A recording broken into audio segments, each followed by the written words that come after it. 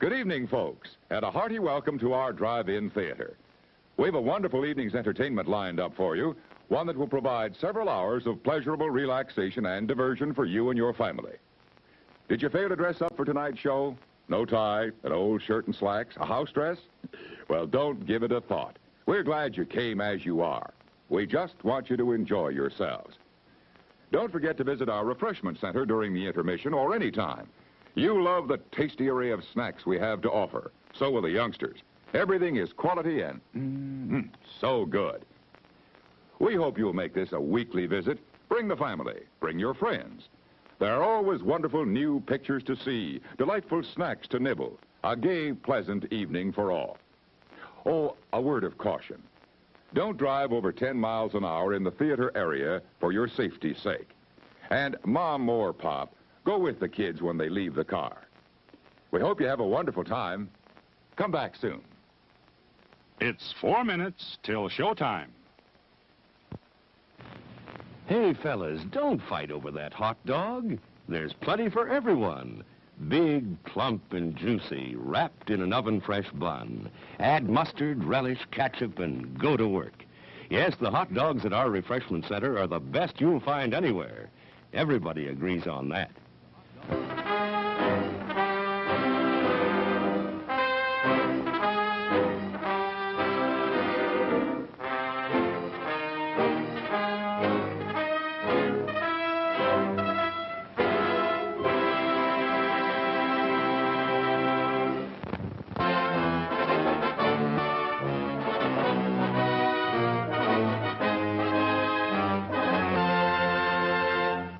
It's 3 minutes till showtime. Thirsty? The refreshment stand is open with everything to satisfy your taste buds. Here's the menu: the hottest, freshest, crunchiest popcorn, each kernel popped to its fullest with that real movie time taste. Cold drinks. You'll find your favorite ice cold, tasty, and thirst quenching. And hot dogs, hamburgers, and candy too. Now a short intermission, so you'll have time to make your selection before the show begins.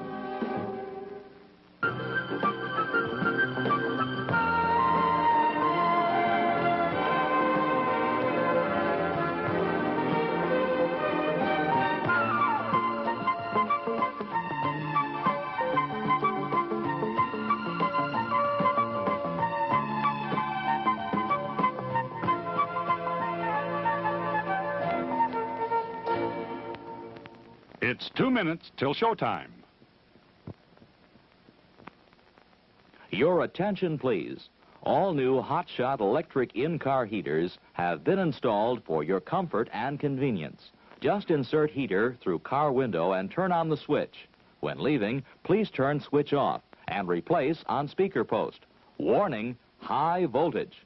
For your own safety, do not attempt to repair or remove wires. Do not attempt to open heater unit. If you need assistance, please notify the theater box office or concession manager. Top quality hamburgers, the most popular snack in the country. We serve them plain or garnished to your taste. There are words men live by, words of strength, of wisdom, and of peace. We urge you to find the spiritual comfort and guidance we all so greatly need by attending your place of worship regularly.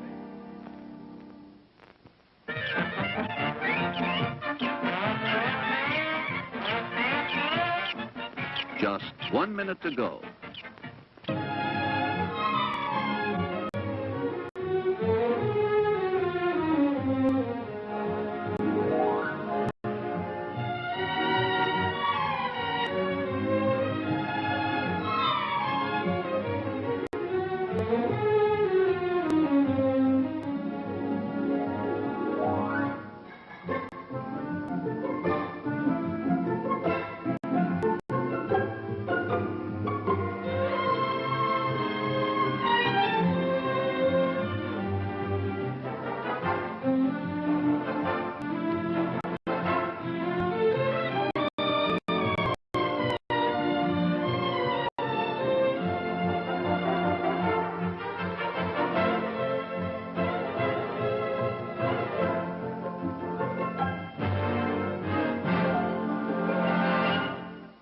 And now, on with the show.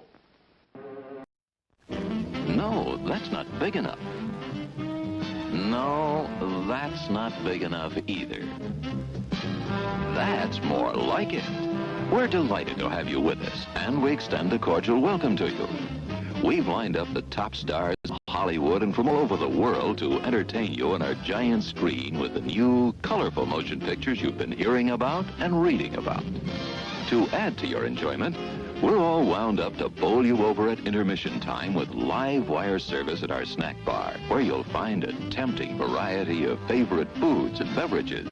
Your continued patronage is very, very welcome. Hello, fellow humans, and welcome to my stream. As always, I welcome all the non-human identifying sentient creatures who are out there watching today, and any of the non-sentients who might just want to enjoy some poker action today. So welcome, welcome, welcome to everyone and all. We're coming to you live, as always, from southern Alberta in Canada. Hey, Mikey, good to see you, buddy. Which tables are we on? Which tables are we on? I don't see Sir Hotbot. You must be playing a different. Different avatar today. Must be the Entitled, because the Entitled is beside me on two tables: the Singularity and the Comet Nano. Speaking of which, we are playing the Comet Nano today for the first time in ages, so that's always nice to see. It looks like they've reduced the starting requirements for the Comet Nano, because it was starting with like 4 or 5 players this morning when I saw the table pop up, and it had been 7 previously, which is one of the reasons it didn't run. So I'm glad that they're hopefully people will see it running now and jump in as the day goes on, because I think this is an awesome tournament. I know it goes late for a lot of the Europeans, but I love this tournament. It's my favorite. I think it's my favorite tournament. The Comet. It's my favorite structure on here. Deep stacks, long levels. Yeah, I just love it. How you doing, Mike? Glad to see you around. Nice to have you on a couple of tables with me as well. Only thing we're missing is the falling star. Let's have a quick look at our layout at the moment. We got 3 tables. We got 3 tables running at the moment. Got the falling star bounty in the top left corner, where we're going to fold our pair of deuces under the gun, I think. It's not quite under the gun, but yeah, we're going to fold a pair of deuces.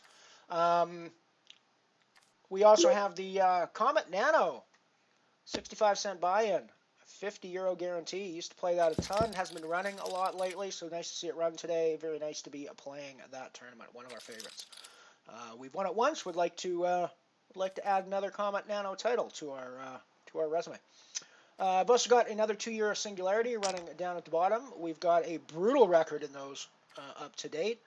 I haven't bothered to go look back at the numbers, but I think we're something like 2 for 20 or so cashing in these, and not even close to making a profit in them. But hey, keep firing, I guess, is the way to go.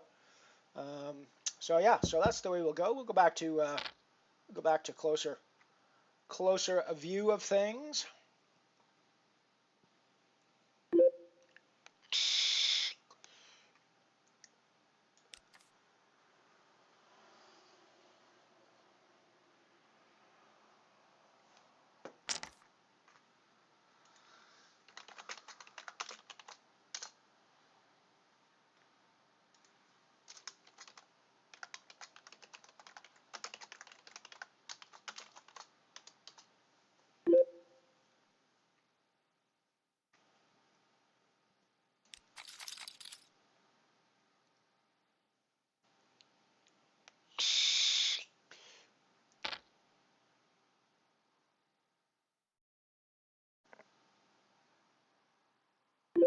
Alrighty, and we are now officially live on the stream. I just saw my face and tables pop up on my television set from 3 minutes ago, so we are live. Like I said, as always, coming to you live from southern Alberta in Canada. Medicine Hat, Alberta. Little town of about 55,000 people. 3 hours east of Calgary. About halfway in between Calgary and Regina. little bit closer to Calgary side than halfway, but not too much closer. Yeah, so it's a nice little spot, and that's where we always are. It's a fairly nice spring day. We got some wind going today, but it's nice and warm. Got all my windows open to get some air in.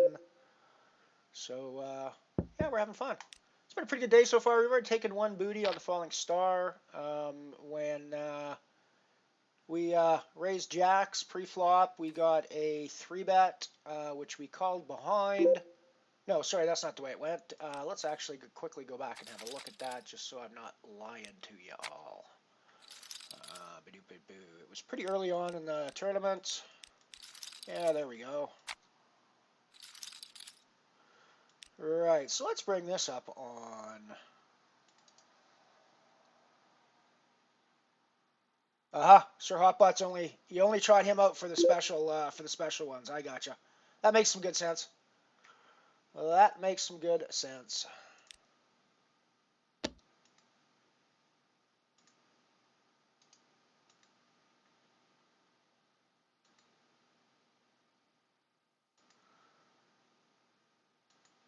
Alrighty, so we got this hand that happened a little while ago on the Falling Star Bounty table.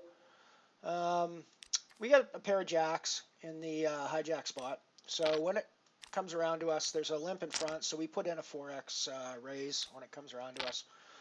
We get a call from the button in position. No problem. Also calls from the blinds. No big deal. We flop middle set.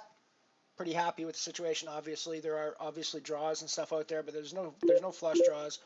There's only a couple of straight draws that aren't awesome at this point. There's only one open-ended draw at this point, the 10 queen. The queen ace is a gut shot. So I mean, the draws aren't even that great. So we feel like we're in pretty good shape here.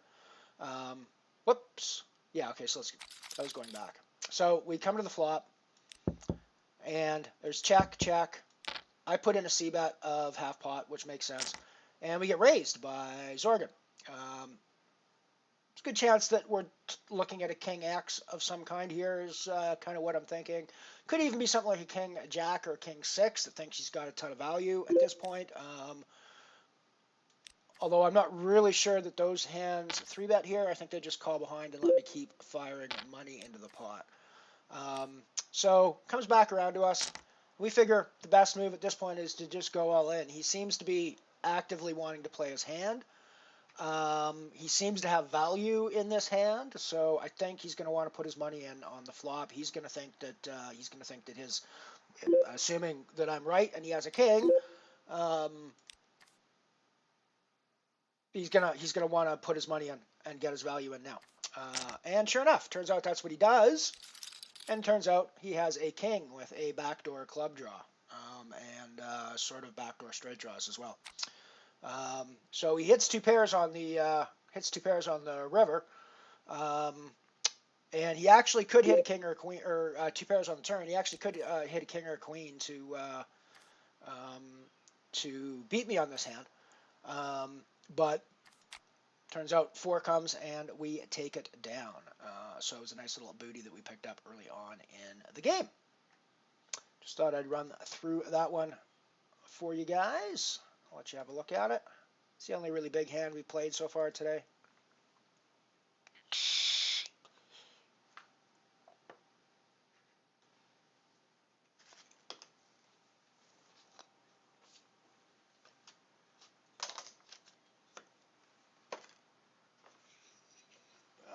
I will be right back after I pull that hand under the gun. However, this is one of the nice things about a wireless headset is I can actually keep talking to you guys while I run to the kitchen. Yeah, we'll get out of the way with our king deuce.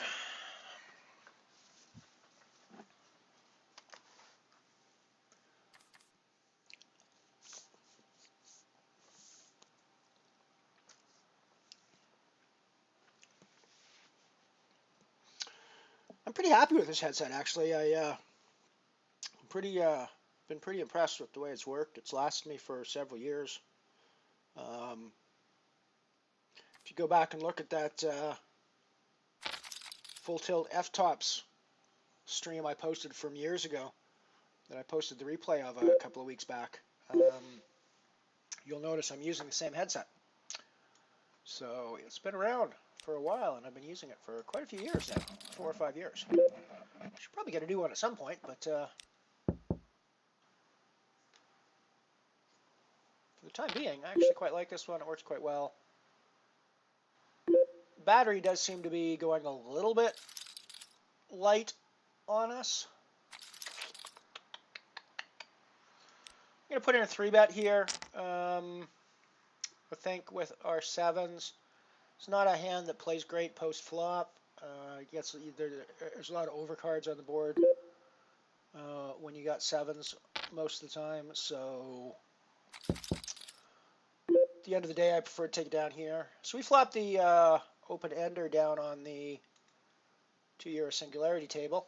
We called behind in a limped pot pre-flop.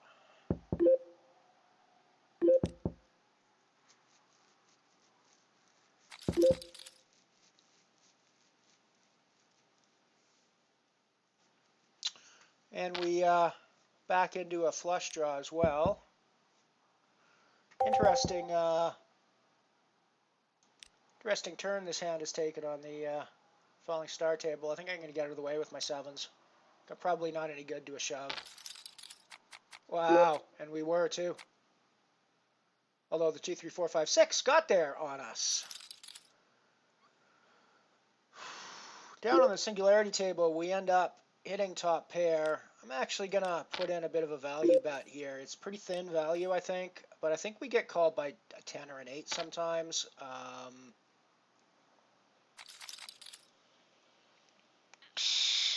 We obviously get called by queens and lose as well, but sometimes we get called by a better king and lose.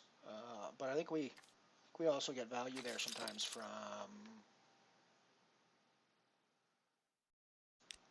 certainly hands that have a 10 in them, a hand like an ace-10 or something like that, ace-10 with the ace of clubs.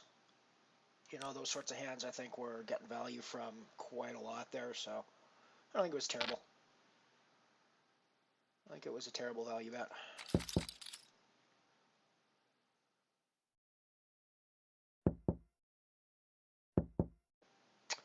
Tell me what you guys think. How was that for value? I know it was pretty thin. I know that I know there's quite a few value hands that are calling me that beat me, but equally I think there's a few value hands that are calling me there that I beat. And I think it's also possible that we might fold out an ace king on that board potentially that has us beat. So I think there's value to that bet both ways, frankly.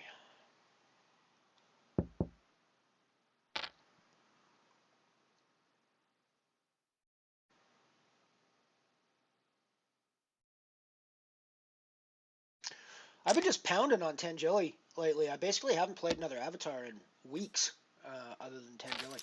I've just been pounding on the Tangeli last little while. I basically was going to play Tangeli all the way through UOS just to keep the persona going, I guess. Oh yeah, no. Sorry, I thought I was clear about that the other day. Yeah, no, I knew there was going to be a third series for sure. The question is more about what it's going to be about. And it's definitely going to be the Discovery crew.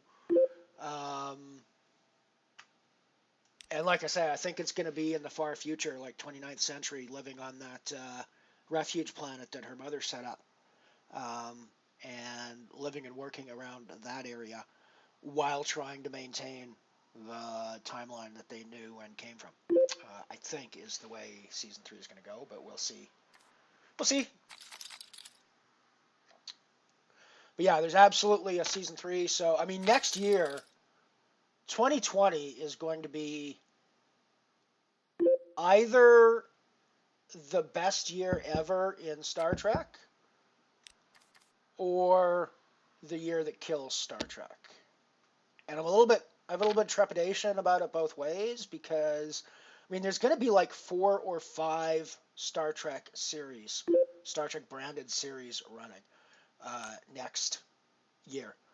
And on top of that, you're going to have the Orville, which is Star Trek Light, not quite Star Trek under a different name, I guess, running as well. So there's going to be a saturation of Star Trek next year. For like a hyper super fan like me, that's pretty awesome, I think. But I do worry that it's going to be a bit too much of a good thing for the sort of general public. I think to a certain extent we saw that a little bit as sort of TNG, DS9, and Voyager were kind of running semi-concurrently. It was to the point where I think there was a bit much, and it hurt the franchise for a few years, and it was pretty hard to get more content back on until Discovery came back. So I hope they don't do the same mistake again. I hope it's not oversaturating the market by having so many series come on next year. But I personally am looking forward to seeing what they can come up with for new content, because it's definitely, I mean, it's like there's few other cinematic or TV universes that I think are as deep as the Star Trek universe is to mine for stories, frankly.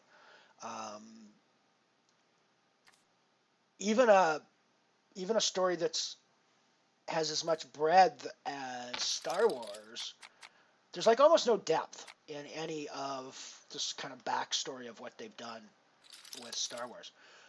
What I love about Star Trek is that there's a lot of breadth, but they also deep dive a lot into into specifics of that wide area, and I really, I just find that quite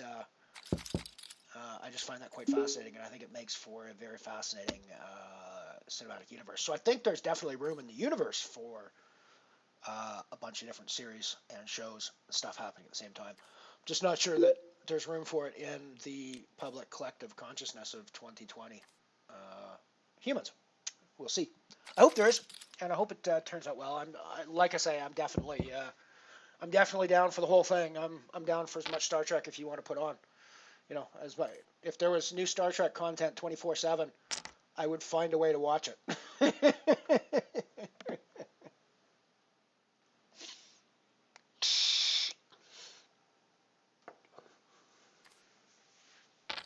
I say that, but it's actually not 100% true. I am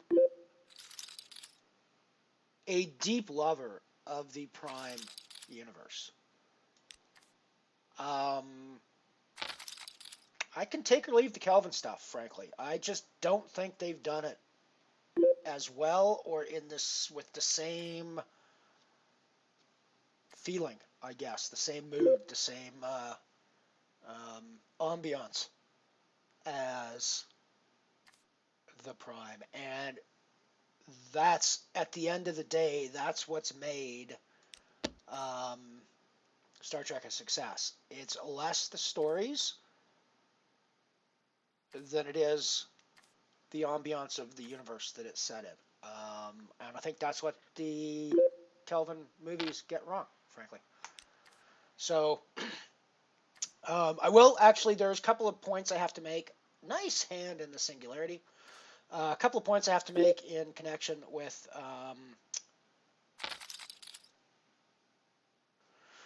so this is Mike that we got betting into us here. I think we're definitely calling behind here.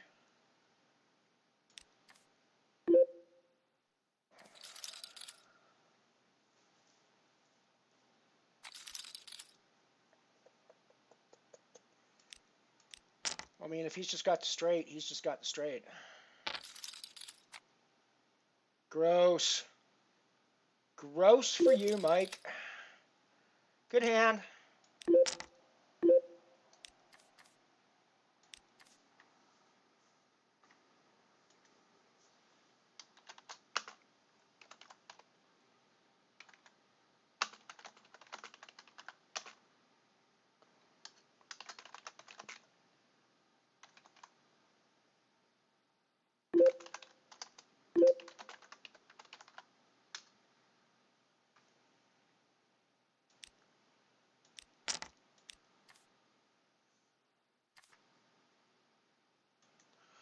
Let's put in a raise with the ace king on the falling star table. Nice to see us here with a decent stack in the singularity. Nice to pull a.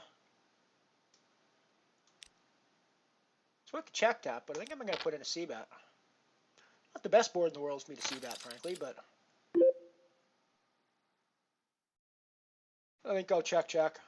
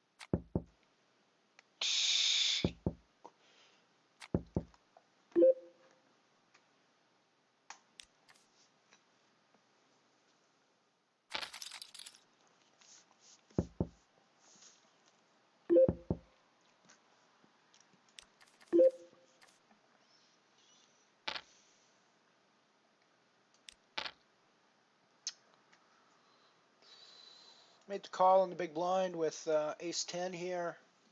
After a raise from the cutoff, we flop top pair. Gonna check to the razor.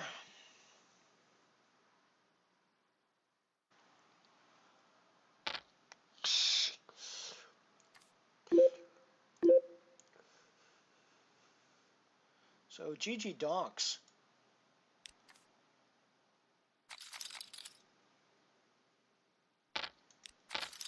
Or were they the pre-flop razor? Yeah, no, they limp called. So I put that on a Midland hand, like a Midland pair kind of hand. Sort of hand like eights that might have just hit the turn, frankly, for a set, but not going to assume that. And yeah, I'm really putting this on like a smallish pair that doesn't like the look of the ace, but figures that if the ace is the only overcard out there, so maybe something like 9s or 10s at this point. Let's actually put in a bit of a raise here, because it doesn't feel like he can withstand. So we've now improved our hand to 2 pairs. So the deuce is really the only thing we're worried about at this point, and sets, obviously, but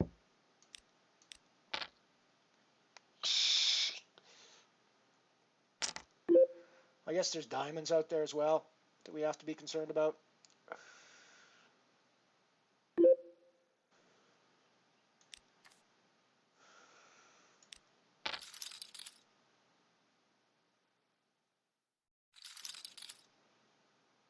I mean, I feel like he's turning his ace-10 into a pretty fucking big bluff by doing that. I felt like I was basically hero calling with my ace-10 there on the diamond board when there's a pair of deuces out there. So I think he's turning his hand into a bluff there. But you know, whatever. That's up to you if you want to turn that much value into a bluff. I suppose that's up to you. What do you think there, Mike? Is that shove seemed pretty unnecessarily aggressive, frankly, with the ace-10.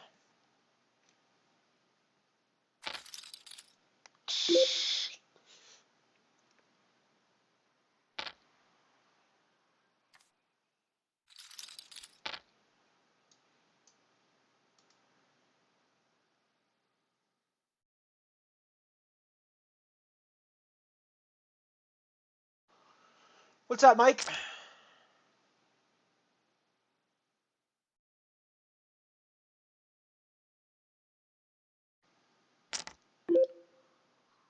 Bit of an insane hand here developing on the falling star that I guess we're just getting hell out of the way of.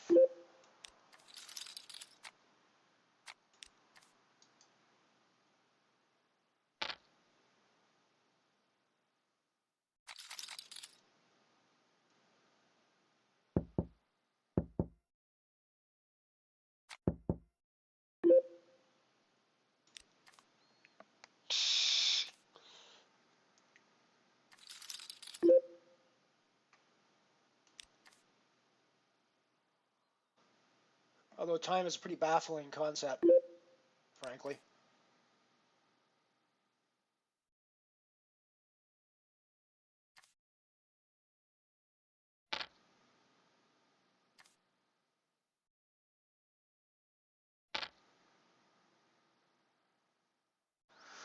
Ah, yes, that is the weird time travel of Twitch. I think that you're of Twitch delays that you're talking about. So the chat panel beside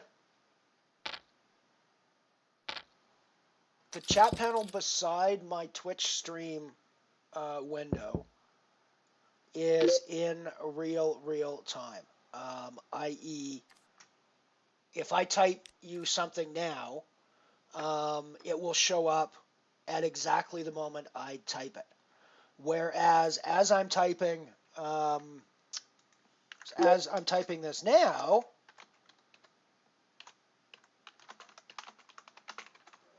which I've just typed in the chat box, you won't hear me say that for another 3 minutes, and you won't see it pop up on the window on the widget of the chat screen for another 3 minutes, because that has all been buffered in my computer for 3 minutes to go behind. So you're seeing the chat box live because it actually is live, but the chat box on my stream is a widget that has been held for 3 minutes before you see it. So that's where the weird time difference is.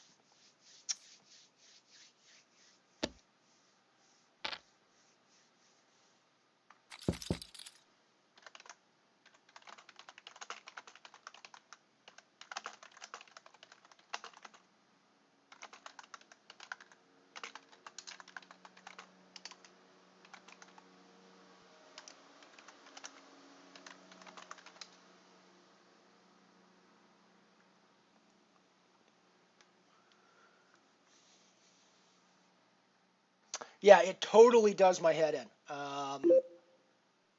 There are some times when I get the delay completely backwards, and I'm thinking that it's the other way, and yeah, it really does do my head in some days.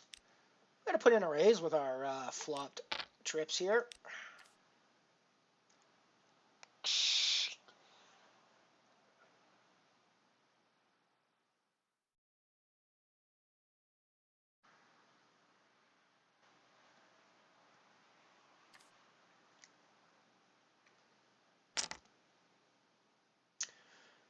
But yeah, it's definitely, eh. Just noticed a really cool name on the singularity table. Mike, check out 7 of 9 offsuit up there in the top. That's a freaking awesome name. I love that. 7 of 9 offsuit.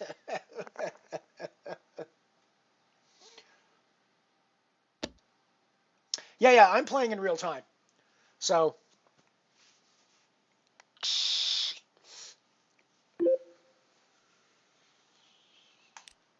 yeah, it really does get confusing with the delays and trying to keep track of chat sometimes, and all that jazz. It really is kind of a weird situation. And it's really only poker streamers that deal with it, right? Because no other streamers, there's really no other game where it's necessary or even advantageous in any way for you to delay your stream, right? I mean, maybe there's turn-based strategy games where you wouldn't necessarily want your opponents looking in on you making your moves during your turn. So there's maybe turn-based strategy games where delay would be useful, but I think even in that case, the turns can be usually quite a varied amount of time. So I think a delay in that situation would be pretty problematic even. So I'm not really sure how you would do that on a stream and prevent sniping of your opponents coming in and looking at you. Like I'm thinking like a diplomacy game or something, right? Where you need to have the ability to sort of discuss. You guys know what I'm talking about when I talk about the game of diplomacy, right? Like a board game from the 70s, 80s. It was Risk, but for smart people who don't like to gamble, instead of just, rolling dice and figuring out what happens, it was actually, you know, there was actually no random element involved. It was all about the strategy you set out and the kind of alliances you formed with other players. Um, so I think about like a game like that. There's sort of no way you would need to have some delay if you were streaming diplomacy in a way that where you were like doing your turn moves while the other players were watching. You can't have that in diplomacy. You've got to be able to have the privacy to discuss one-on-one with a certain other player what your strategy and your truces and stuff are. But really, I mean, most games, if you think like a shoot 'em up or things like that, there's no point in having a delay. And in fact, if you have a delay, you're not going to have any viewers, because it's not going to make any sense to the viewers nearly as much as if it's on live.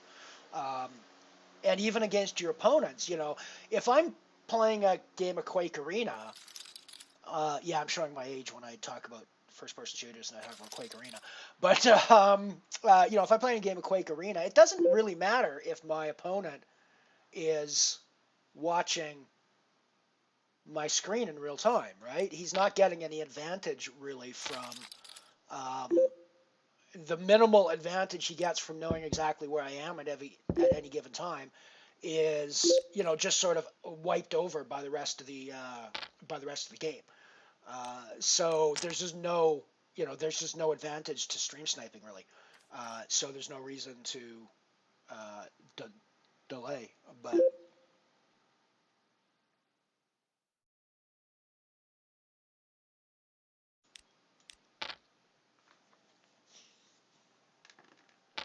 But yeah, so in theory, when I come in to the stream there and say sorry to you in the live chat, it's actually spoiling the stream, because I'm saying sorry to you about a hand that the stream's not going to see for another 3 minutes at least. So basically an 8x is the only hand we're really concerned about at this point, or bigger pairs. So I think we're just going to keep value betting our what has now rivered into a full house. But I think we get value from a lot of ace-high hands that think that they've got the best hand with an ace. Ace-8 is definitely going to call us. I'm okay with the way that went. I think I valued. That is one of the few value hands that's going to be there ahead of us. There's also going to be hands like ace-10, ace-jack, ace-queen, ace-king. I think all of those were. Yeah, was that even? Were you guys even watching that hand? Yeah, you were watching that hand.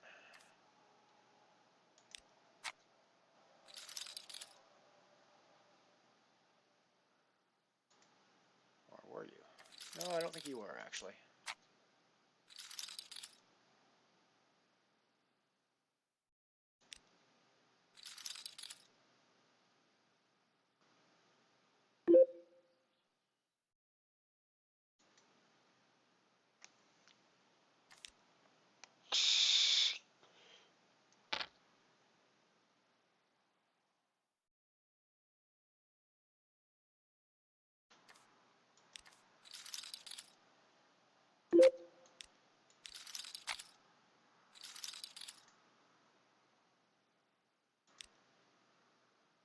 A pair of sevens on the Falling Star bounty table. I'm going to put in a raise from the big blind with it. We get that through, which I'm okay with.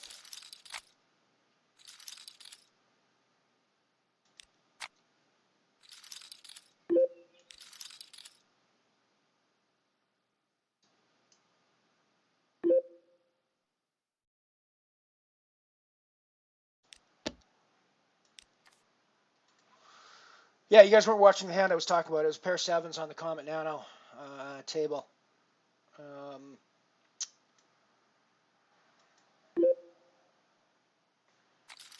Took me a few seconds to figure out where I was, but you guys weren't actually watching it. I haven't really showed you much of the Comet Nano because it hasn't been going super good for me. I've been getting into a lot of, any big hands I've raised have gotten capped out by the board or whatever. So, however, we got one that's developing here now that I think could be interesting. We've got a backdoor spade draw, but we've also got top. So let's call behind, see what the turn brings.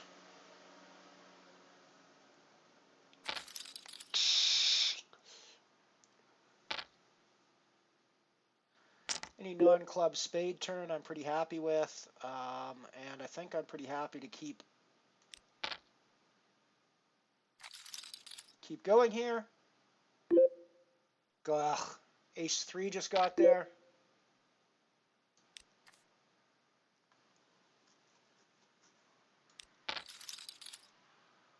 Four, 5 was already there. Fucking gross. Just gross. Just gross.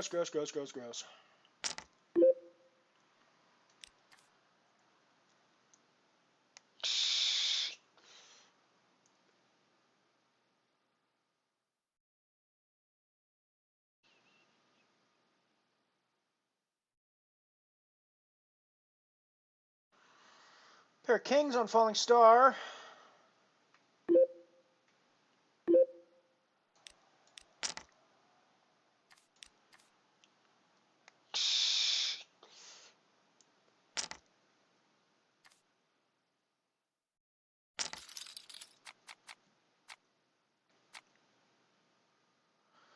So tomorrow I'm going to play the Stud 8 Scoop event, low $11 buy-in with one of my tickets on PokerStars.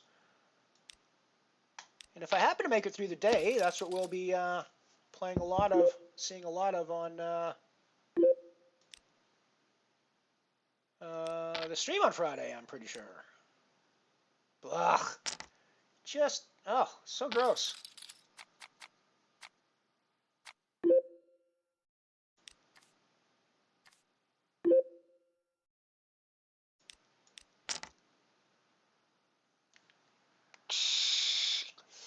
I mean, ace 4 is pretty weak from such early possession, I guess, but I only have 10 big blinds.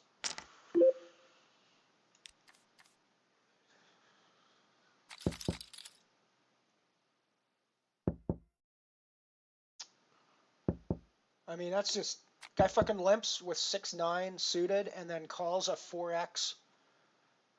I mean, that's what happened, right?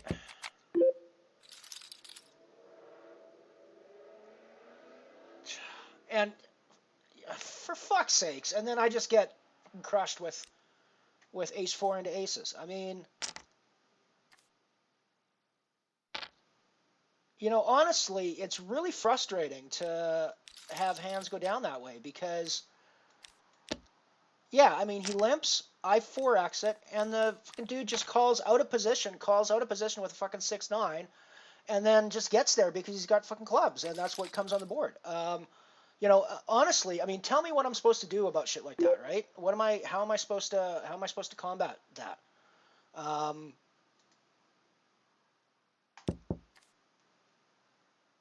You know, and then of course I run into aces on the next hand, and I can't get there against those big hands, but they're always getting there against me. So I don't know. It's very frustrating, and it's very hard to figure out what I'm doing wrong because it doesn't seem like I'm doing anything wrong, but yet I'm losing all of these tournaments that I should be going deep in.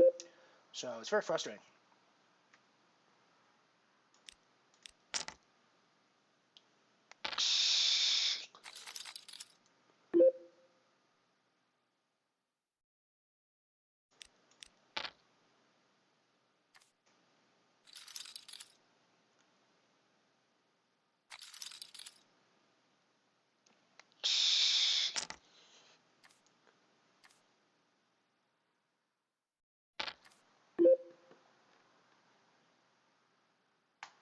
You know, kings over 6-9 fucking suited is not even an 80-20 spot. It's like a fucking 90-10 spot, for God's sake.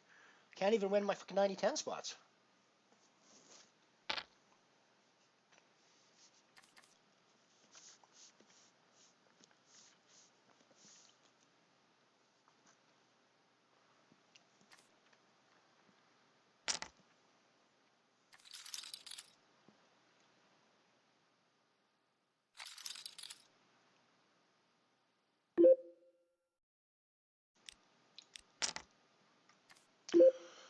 Raise with my nines.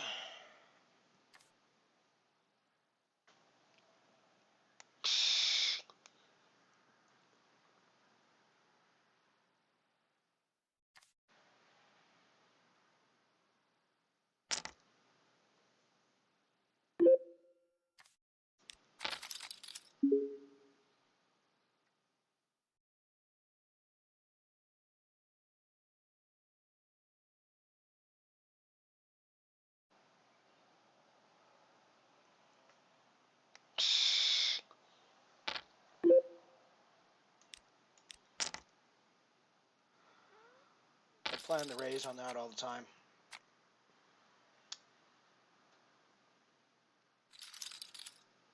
I mean, I have no idea why he's doing that there, frankly, but, you know, it's another example of I mean, in that case, we held, but it's like I don't even know what the fuck he's doing with that hand in that spot for that reason, you know, with that action. It's just mystifying, completely mystifying.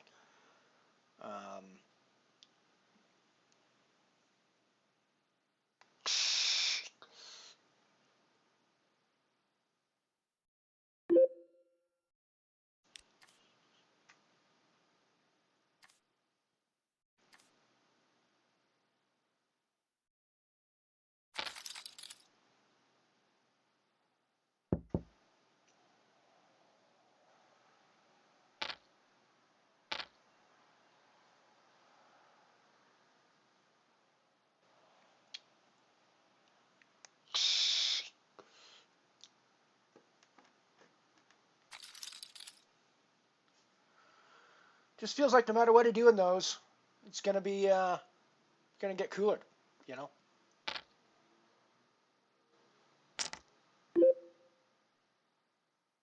Yeah, those 110 horses were fun. I played a ton of them for a long time. I was playing a ton of them.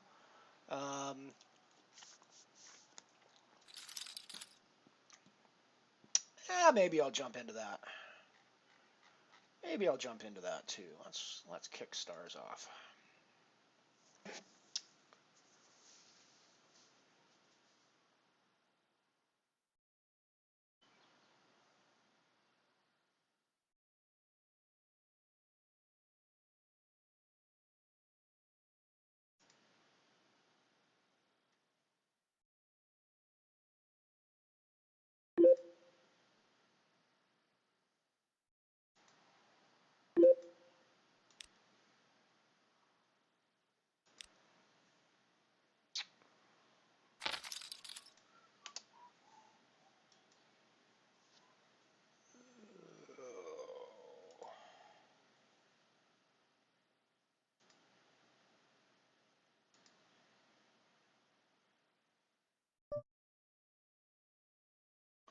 Alrighty, we are in the horse as well now.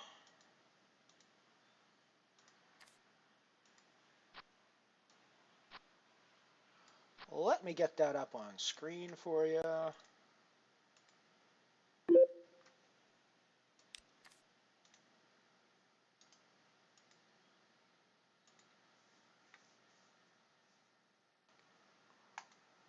Alrighty, we're playing horse on limit stud going now on the horse table. Not a great limit stud hand. We'll get out of the way on that.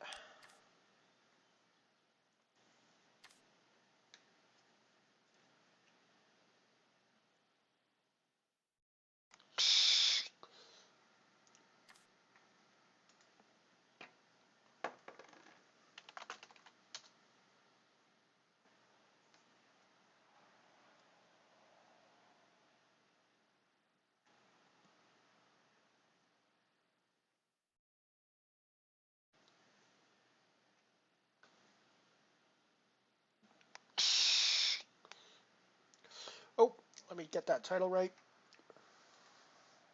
Let me get that title right. Poker Stars. 110 horse. 250 guarantee.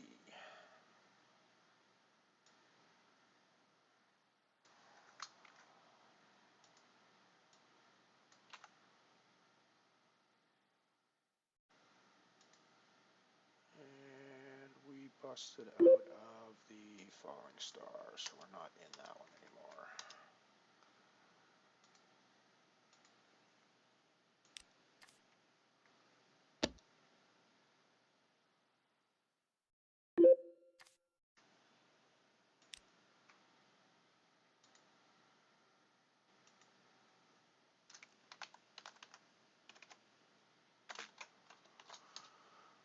Hello, Shopper. How you doing, buddy? Good to see you. Good to see you, my friend.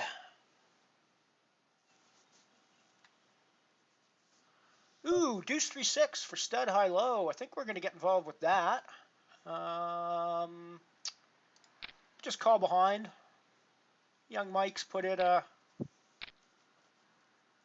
bet instead of just a bring in, so he's clearly going to have a pretty strong low hand. Possibly rolled up deuces, things like that. Although I would think in that case, if it's like rolled up deuces, I would think he'd actually want to have somebody else come over top of his bring in, so he could put in another bet. So I might have wanted to come over top of that, but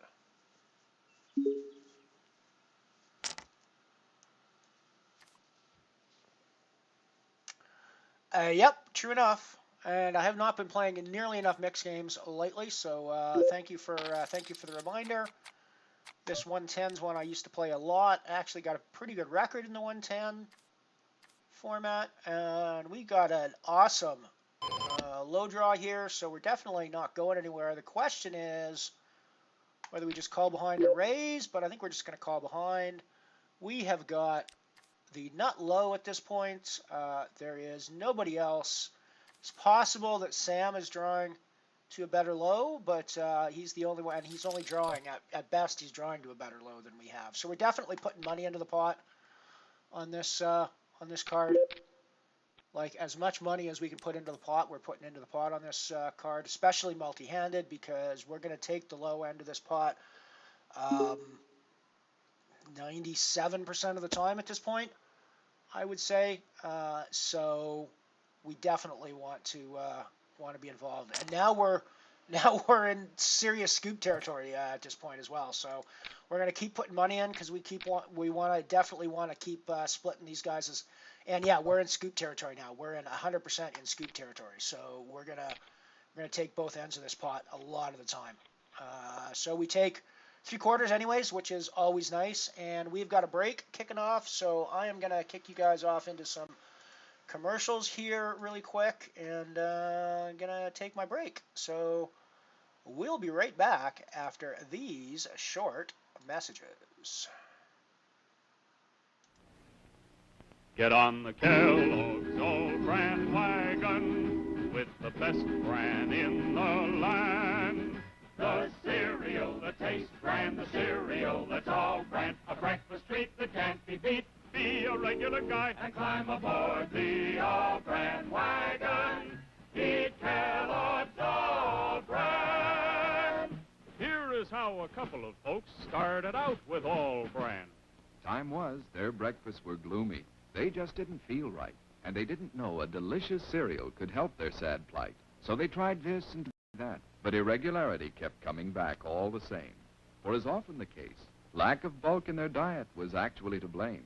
Once at the grocer's, the wife was so drooping and sagging that a neighbor said, "Get on Kellogg's All Bran wagon. Why, All Bran has a flavor that's scrumptious to eat. So rich and nut-like, makes breakfast a treat. And of course, Kellogg's All Bran can help you each day to youthful regularity, the dietary way." "Well, it might do some good," said the wife with a sigh.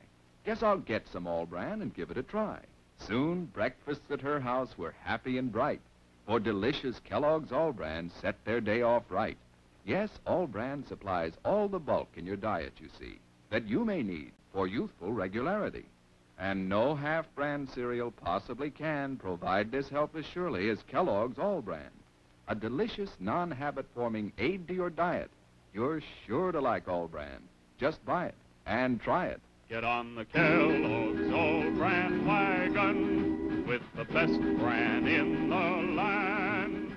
The cereal that tastes grand, the cereal that's all bran, a breakfast treat that can't be beat. Be a regular guy and climb aboard the All Bran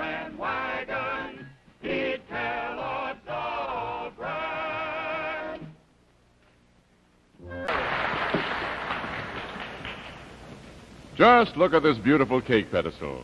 Now, you know, Pillsbury is giving away 100 of them just like this in a big sweepstakes drawing.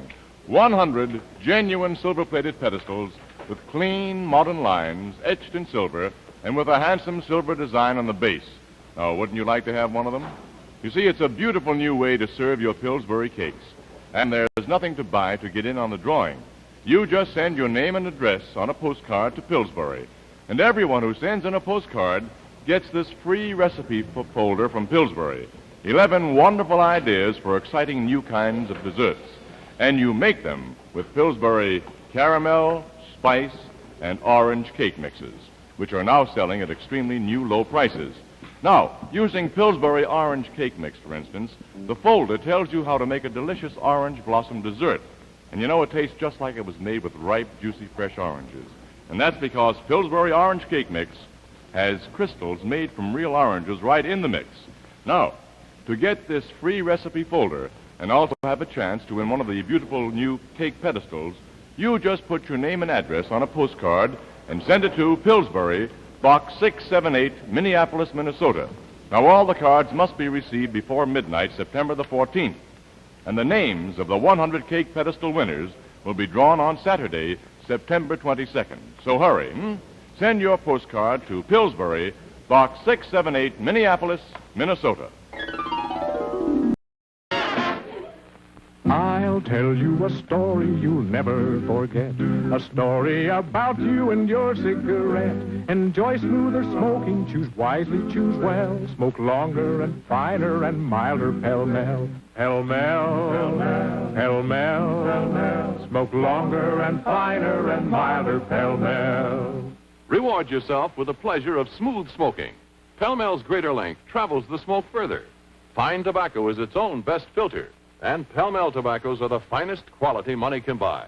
No finer tobacco has ever been grown. So get yourself Pell-Mell and make it your own. Reward yourself with this quality high, the finest quality money can buy. Pell-Mell, Pell-Mell, Pell-Mell, Pell-Mell. Smoke longer and finer and milder Pell-Mell. Pell-Mell famous cigarettes, outstanding. And they are mild.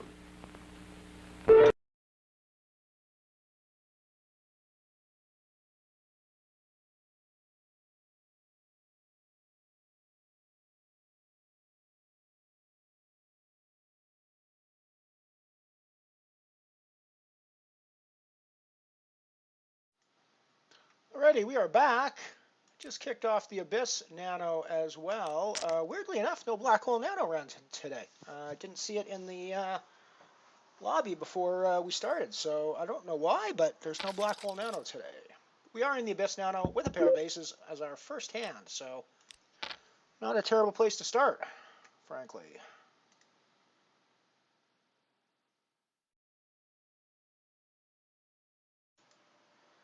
And we take that one down.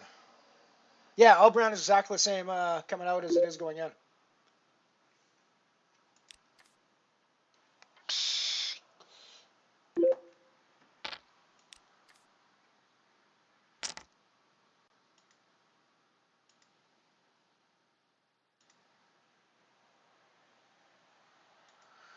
So currently that's our 4-table layout. We got the Abyss Nano top left. We got the Comet Nano top right. We got the 2-year Singularity that we're 10 of 37 in. 9 getting paid there. And we've got the horse from PokerStars. It is not a scoop event or anything like that. It is just the normal 110 horse to $250 guaranteed. Used to do pretty well in this event, frankly, and we've just had a really good hand where we scooped main and side pot with the low and then split high pot with another flush, where we took the main and they took the side pot. Oh, they took the main, we took the side pot, I guess. That's the way it was because they were the ones that was all in. But yeah, so we got a nice little boost to our stack.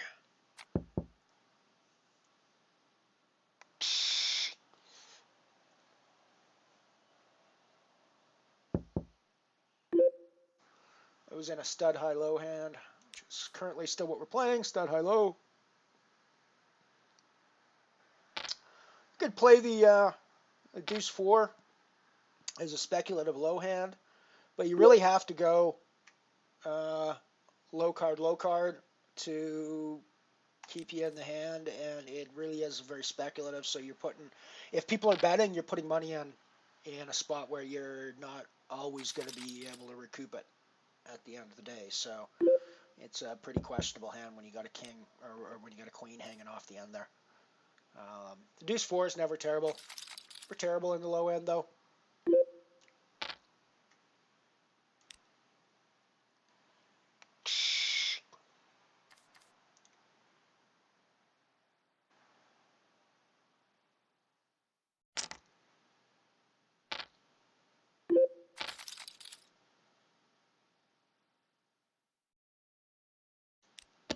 I'm going to call behind with my 5s here, see what the flop brings on the Comet Nano table. Still super early there, so there's really no reason to go too crazy. You got lots of big blinds here, so you still got like 100 big blinds almost here.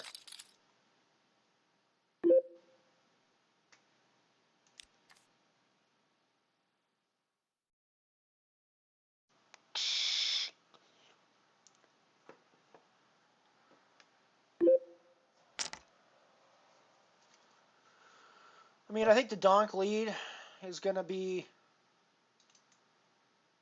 it's going to have an ace in it a lot of the time.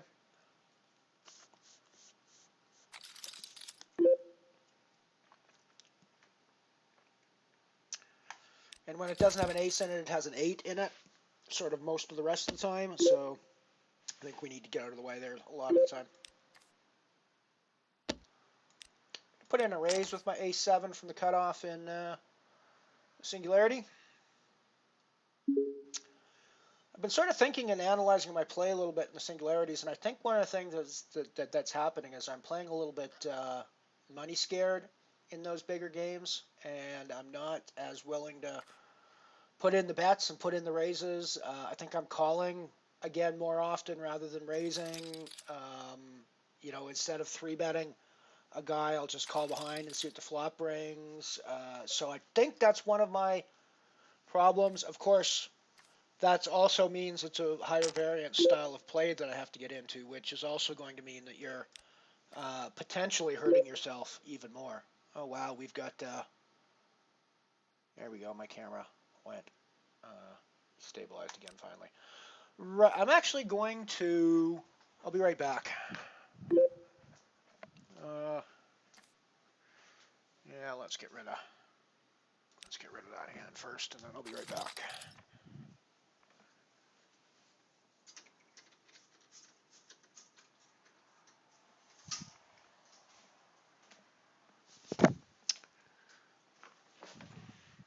I do need better lighting here, but for the time being, natural lighting from the sun outside definitely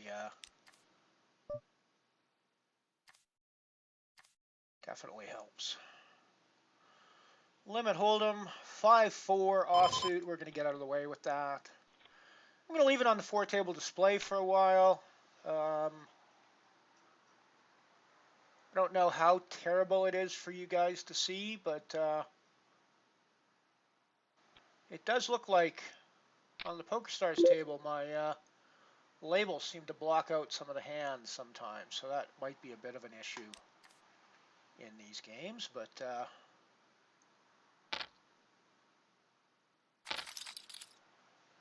we'll figure that out. Although I must admit, I don't really need to tell people it's PokerStars. That's pretty fucking obvious, isn't it? So let's.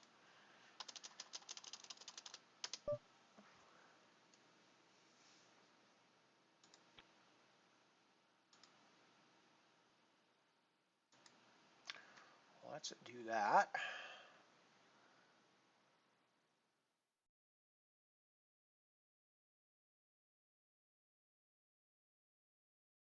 Oh, and also let's do it on here too. That's actually where we needed to do it.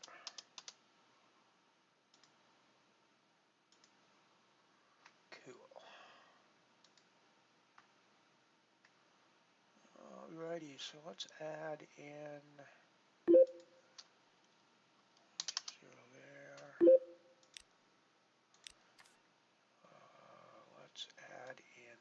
this nano, which is 0.60.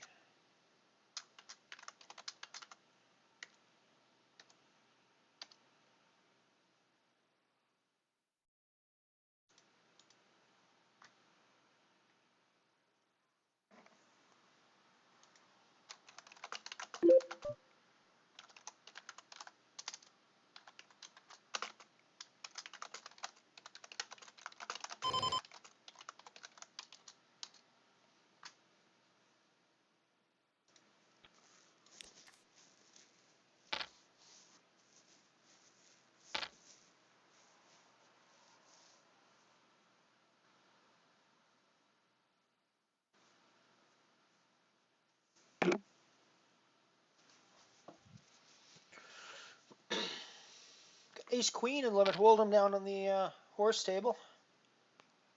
Never a terrible place to start in a hold'em game. Ace King in the Singularity game as well. Never a terrible place to start. I think we're probably going to call this shove off with our Ace King. Assuming nothing else too absurd happens in advance of that.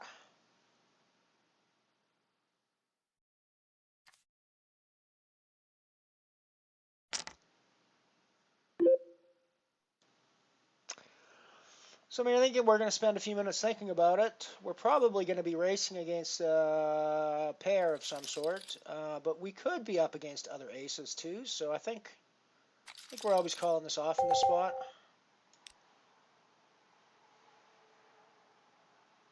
Yeah, I think we're always calling that off in that spot. And we can't get there.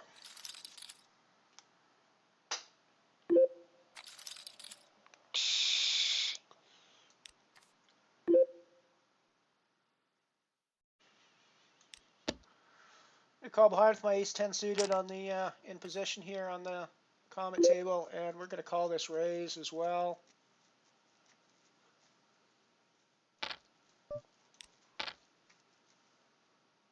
Going to put in a raise with the ace-queen since it folds to us on the horse. Flop top pair down here on the Singularity, so pretty happy about that.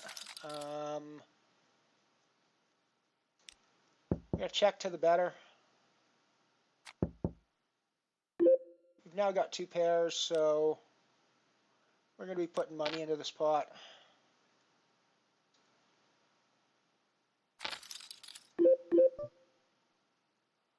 I mean, there's a few random straights that just got there with the 9. But I don't think that should put us off. I think we need to try to get as much value here as we can with our two pairs.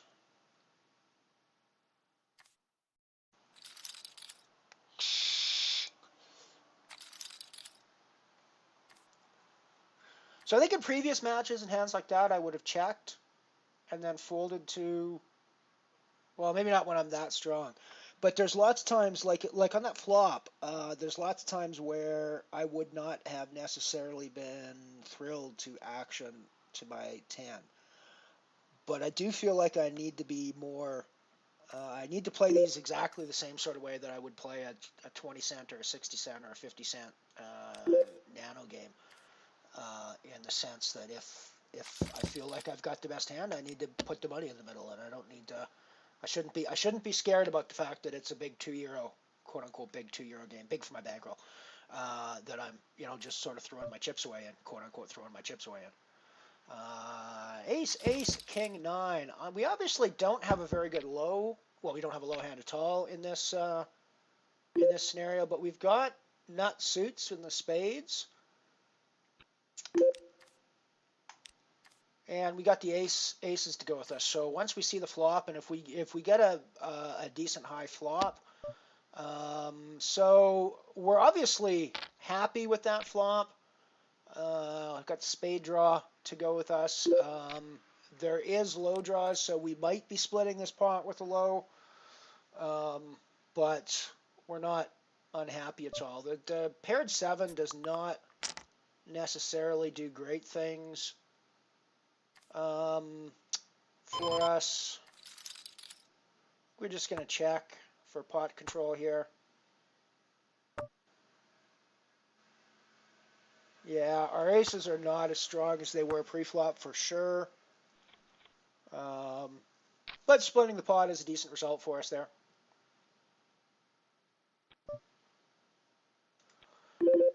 Just going to have a quick check on my, that click, click, click you heard was my Slack going off, and it looked like we're getting an award on our...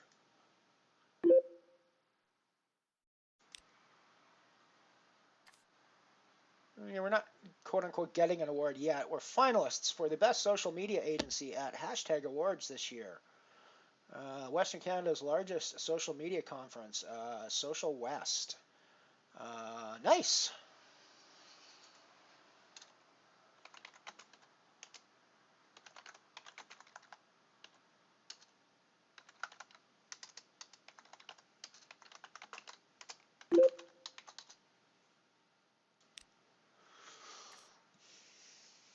If you guys don't know, the company I work for now is a social media marketing firm. Sort of like an advertising firm, but it's like the modern version of an advertising firm in some ways. We basically do a lot of work with Facebook, Twitter, Instagram, online marketing campaigns for businesses, that sort of thing. We do a reasonable amount of work in the poker industry, but we're not exclusive to the poker industry. Both the founder and myself are big, like the founder was the former editor of Poker News Canada, who just resigned at the beginning of this month. I'm very likely to be the next editor of Poker News Canada, and I've been working there for ages. I say very likely because there's things in the works, but nothing's come out officially yet. So we do actually have a fair number of fairly high-profile poker clients as well, but we're not exclusively pokered anyway. We've got restaurant clients, we've got online retail clients, we've got all sorts of. We worked for in the last Alberta election. We worked for one of the political campaigns. So yeah, it's pretty awesome to get an award like this, and we're quite new. We've only been around for like 4 years. But it's really all about our boss, my boss, and the former editor, Lane Anderson, who's put this whole thing together and is an awesome business mind and very adept at the whole marketing thing. So it's all down to him. We're just kind of hanging on his coattails, I think. Although, obviously we do good work and contribute, but we wouldn't be there without him. So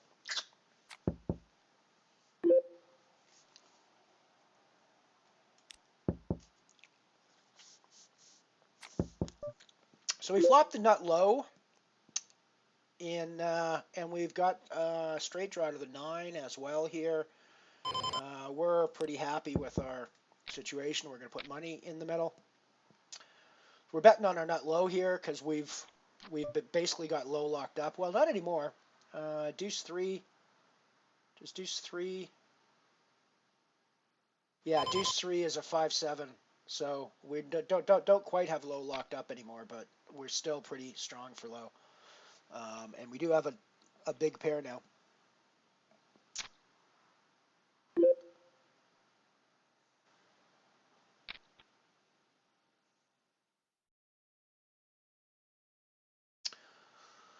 Gonna call and see what the flop brings.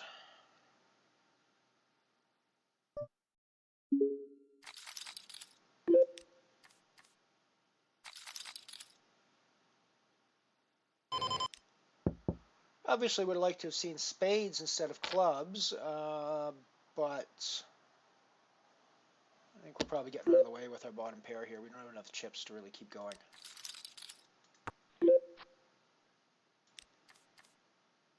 Didn't realize I was time banking there on the PokerStars table.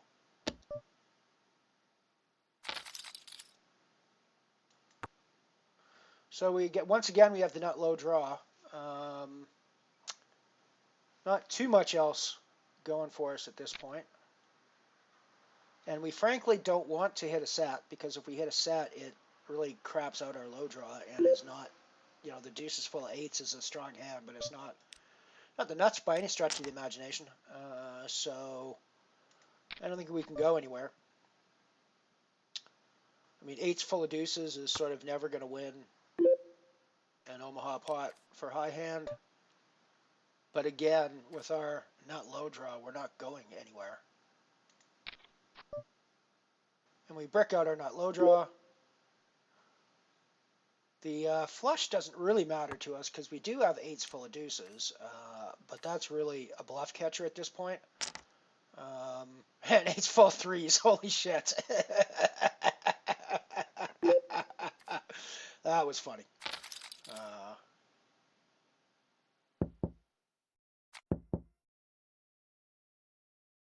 The Abyss is a rebuy. The Abyss is a rebuy. Let's play it like a rebuy.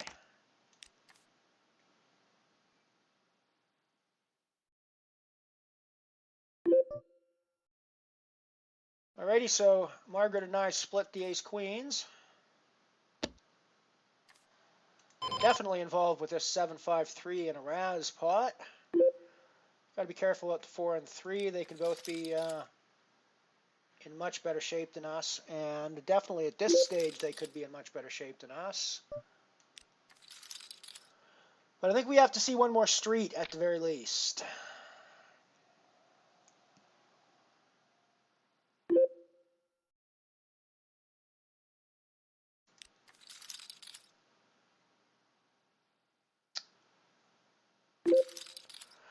Yeah, we're done with this hand. This has gone really, really, really badly from a poker perspective.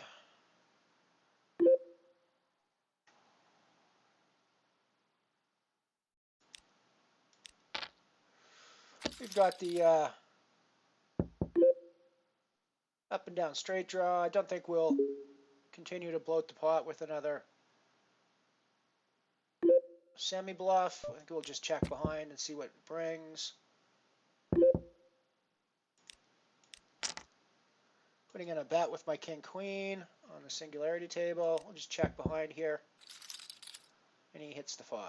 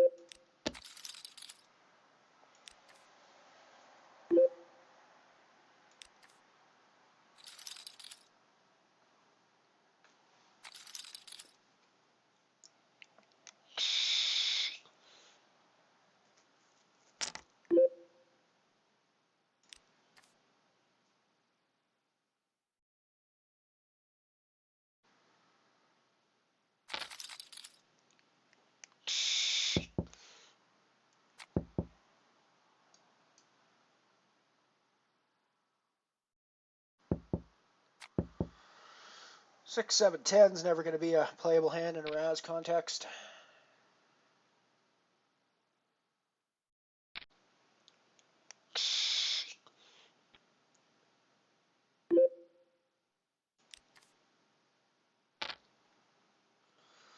Ace queen down to the singularity. We're definitely going to put some money in down there. Ace queen suited. That's going to be a 3x, I think.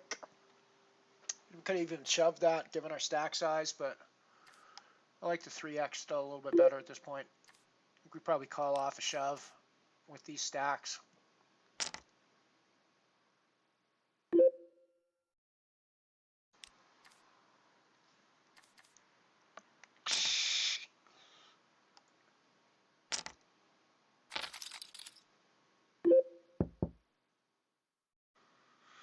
I don't think that's a terrible board to c-bet on, so I think we're going to put our half-pot c-bet in.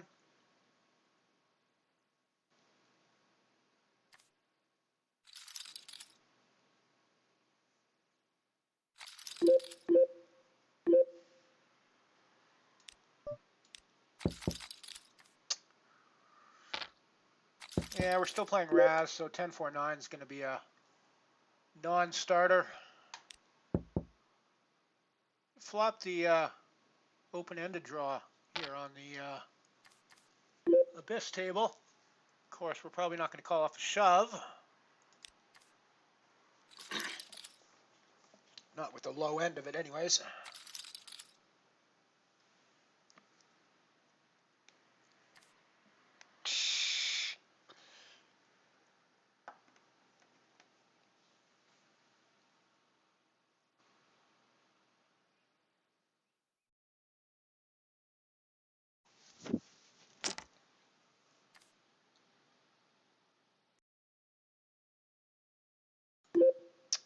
I think we are calling off a shove in this case though with our 10s. And of course he just fucking gets there.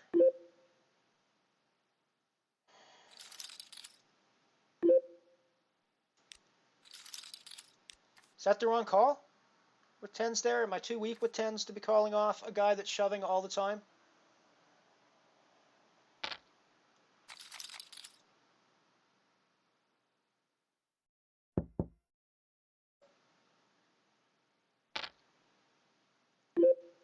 That literally came in and shoved 2 hands in a row.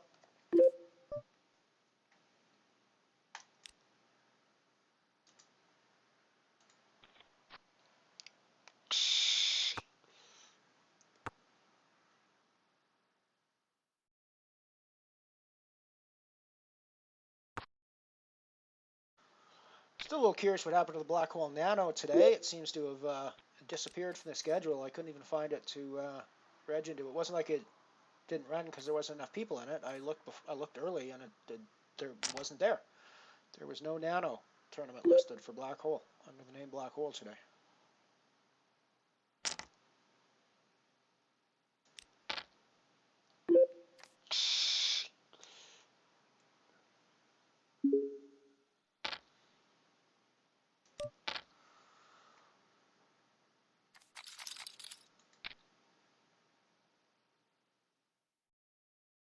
Flop to straight draw, backdoor diamonds. This is down on the singularity table where we call behind with queen jack.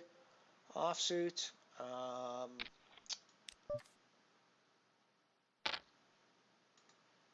We're just going to check behind.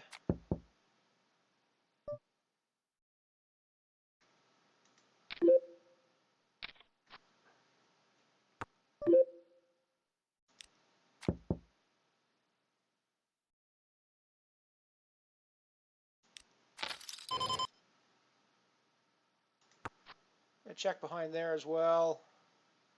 I think we got a call with our jacks because we beat the 4s he shows. He could be playing a buried pair. He could be on 3 4s, but I think we still have to call. Yeah.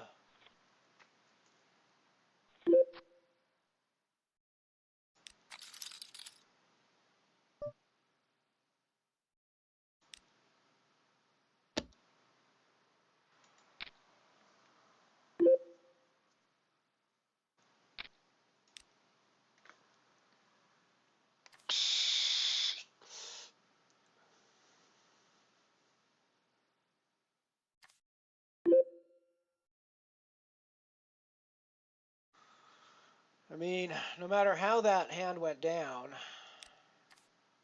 no matter whether his 5 was there, well, no, I guess if he had his 5 already,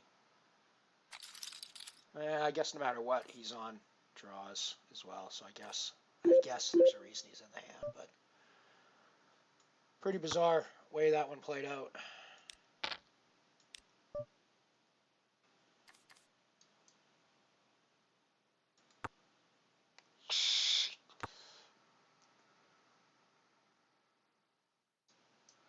Okay, I'll go back to individual tables then.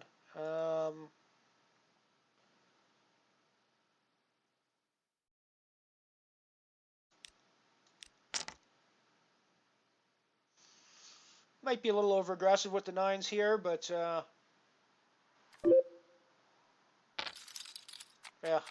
guess it was a little over aggressive with the 9s.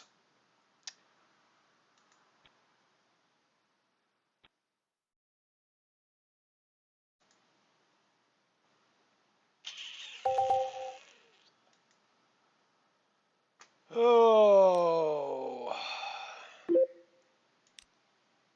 so probably can't call with ace 9 there.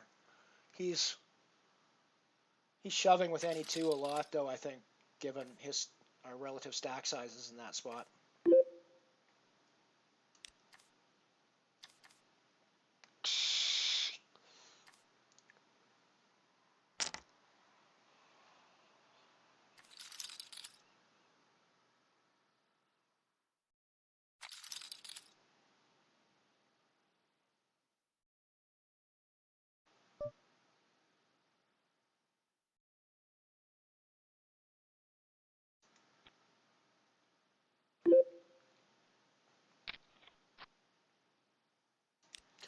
Get rid of the ace-8.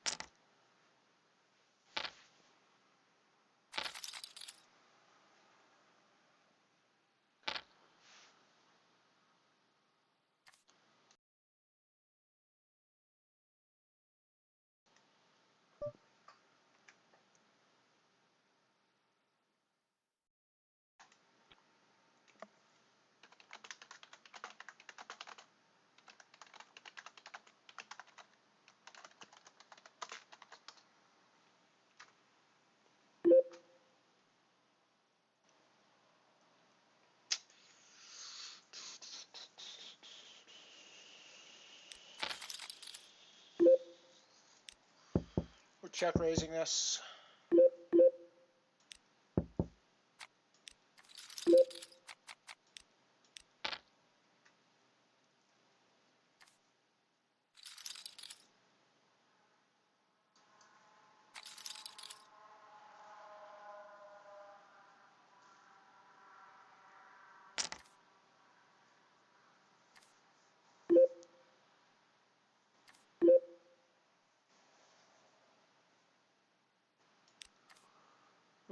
Before I put the horse up, I will, but before I put the horse up, we're going to shove with our sixes here in the singularity.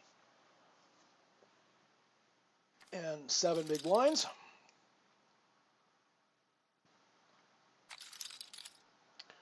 So the horse, I'm not doing so great in it. I've lost a couple of reasonable pots.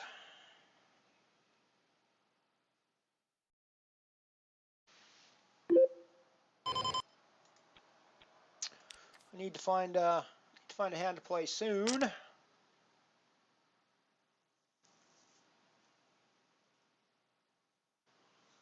We are coming up on what I like to call the penalty round of horse, which is limit hold'em.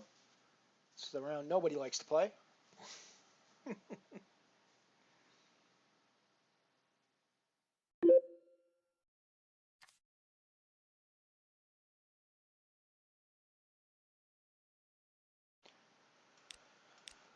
Just putting all my money in the middle in the abyss, over top of a lamp, like 20 big blinds. It's a bit of a big shove, but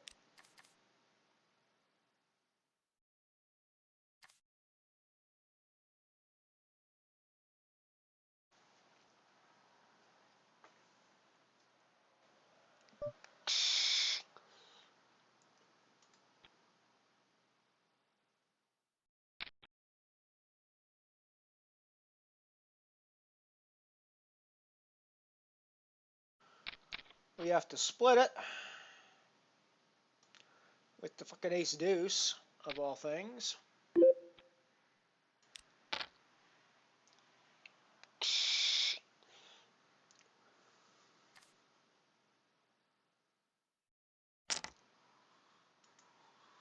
Back to the horsey horse.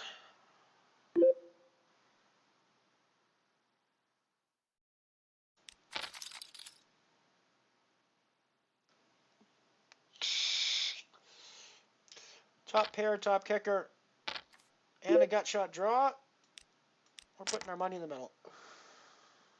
Hey, Pinky, how's it going? Welcome to the stream.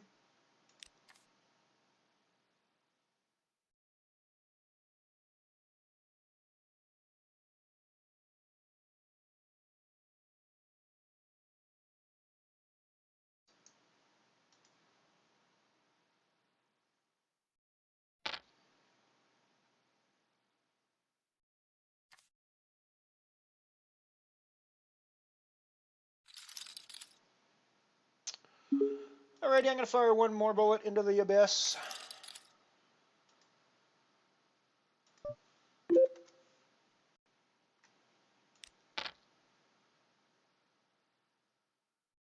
And we are going to be playing this hand in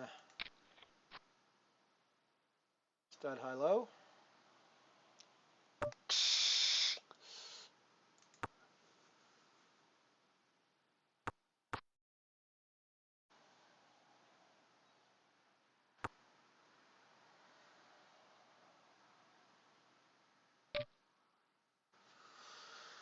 Our low is looking pretty ugly against these other boards, so I think we're just going to get out of the way here. I don't think we have much value at all.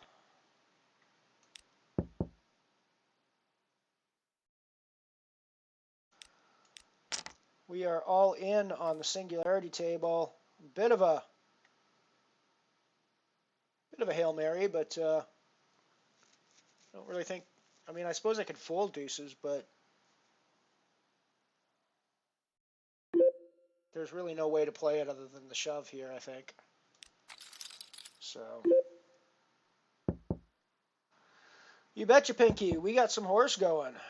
And we got a hand we're going to play here in stud high-low. The two hearts being out, I'm not thrilled with. But we got a reasonable number of low cards that we can still draw to. So I think given our ace, given our ace-8 of hearts, given our 7-8, I think this is the hand we live or die on, folks. This is the hand we live or die on.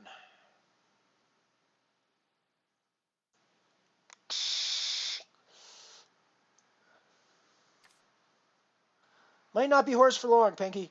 We're gonna have all our chips in the middle in this one, and it's not the greatest place to be in a stud high-low game, but it's by no means the worst either. So, I mean, I think we're just gonna put our chips in the middle early on and hope for the best. There's a good chance that we could be up against a big hand here with Knight as well, but Knight is in a similar chip position to us. So we're just going to put the rest of our chips in the middle and hope we can draw it to a low, because Knight? I don't know why I got Knight out of that, but Kidding looks like they've got us beat for high. But I don't really think we're gonna get much by leaving 38 chips behind if we got out of it anyways. Alrighty, so we hit our low. Looks like we're the only one with a low. Wow, and we took a high as well. How did we take a high? Pretty surprised we took a high there. I think we took a high because, like, the ringer missed everything. Yeah, the engineer, not the ringer. The engineer. Got him. I got name issues today on this table. I can't pronounce anybody's name apparently.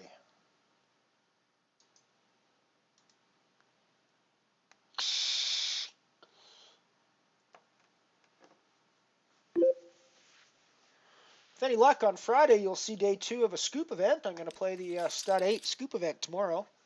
And it is a 2-day event, so yeah, I won't be on stream tomorrow playing it. I'm sure you guys will hear updates on Ian's stream. I think he said he's going to stream his normal time as well as with Dara tomorrow, but I'm not 100% certain about that. But if we make day 2, we'll definitely be streaming that for our day 2 stream, or for our Friday stream.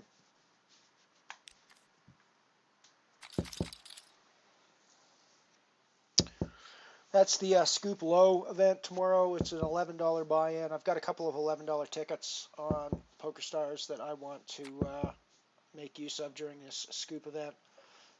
My bankroll on PokerStars right now is pretty low. I'm going to put in a raise, obviously, with our ace-queen here and limit hold 'em.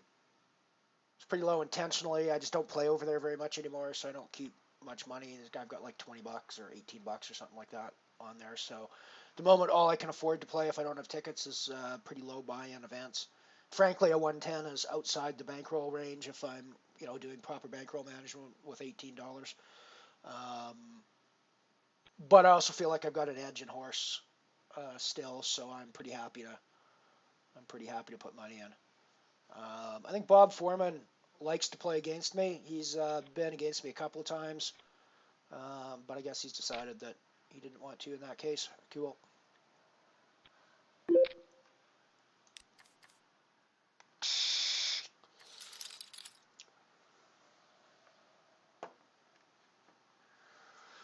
I'm not going to call behind in this spot with a 7-4 suited.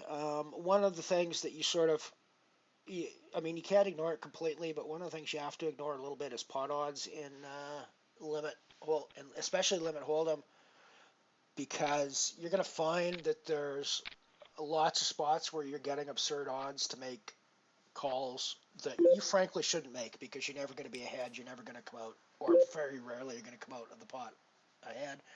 And while it may be mathematically correct in a cash game situation, it's really never going to be correct in a tournament situation, especially not when the bets are so big and my stack is so small at this stage. You got to sort of put odds out of your brain, or it's going to get you in a lot of trouble in these limit games, I find. If you spend too much time looking at the pot odds, you're going to be putting money in spots where you really should not be putting money in.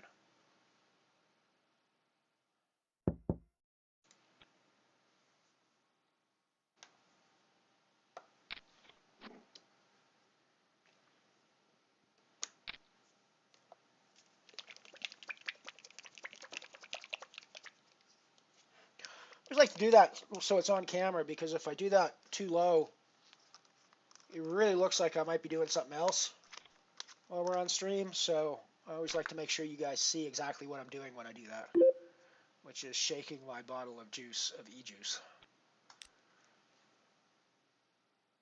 And no, that's not what the kids are calling it these days. That is actually what I'm doing, is shaking my bottle of e-juice.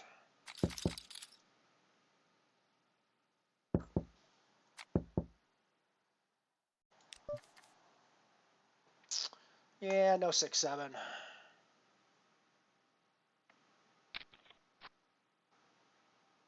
We don't need no stinking 6-7.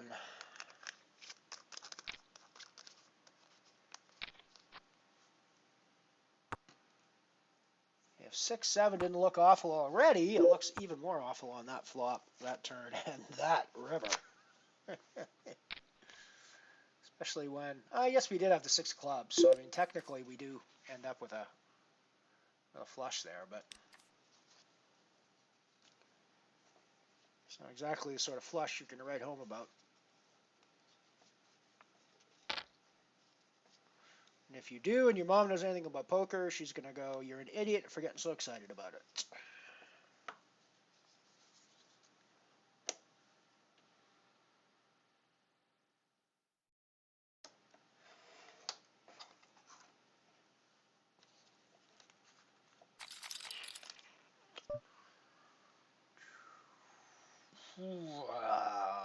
That's not got any low possibilities, and the 6s are no good.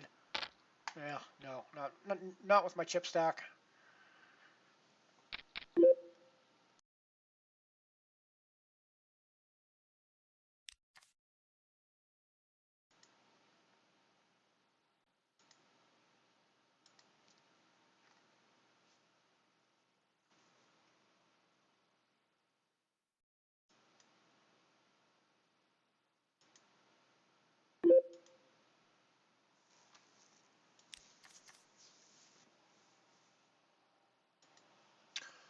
Just getting some more commercials set up for you guys for the break coming up in a few minutes, 20 minutes or so, 15 minutes, 10 minutes. Something along those lines, in between at 10 and 15 minutes.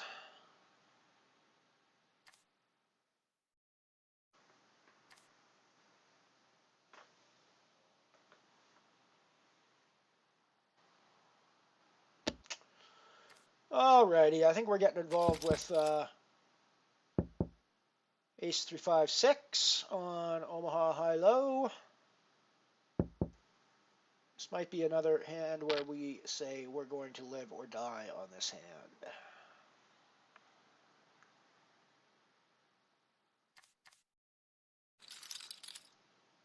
I think we definitely want to put in a raise, and if we can take it all down pre, that would be awesome. It's not going to happen that often given our stack size, but we're actually, yeah, I mean, like I say, it wasn't going to happen that often, but, and it does depend, this hand does depend a lot on what flop comes, but we got tons of scoop possibilities here. That's just an ugly flop for this sort of hand. So we probably don't have a lot of value. I'm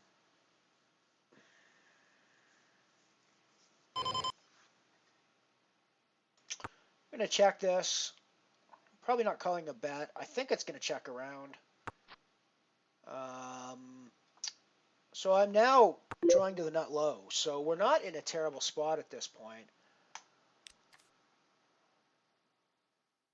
Don't really want to put my money in now, and if I bet, I'm pretty sure that's what's going to happen. So if I'm going to put my money in, it's going to be as a raise to somebody else's bet at this stage, because we are drawing to the nuts. We aren't drawing to any nut high hands, but we are drawing to a nut low hand. Do I want to save 710? Yeah, let's put 710 behind and get that in on the river when we end up with the nut low.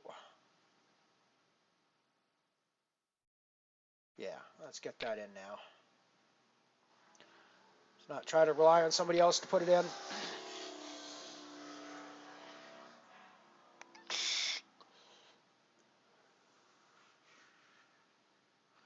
So I'm pretty sure we're taking half this pot no matter what.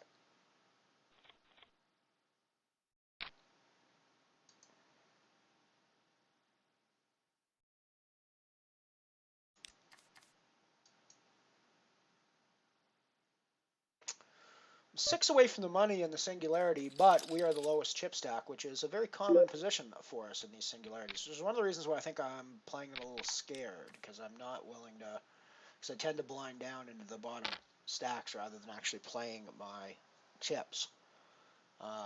But I also don't want to play my chips and get sucked out on, which is what tends to happen in these 2 euro singularities. So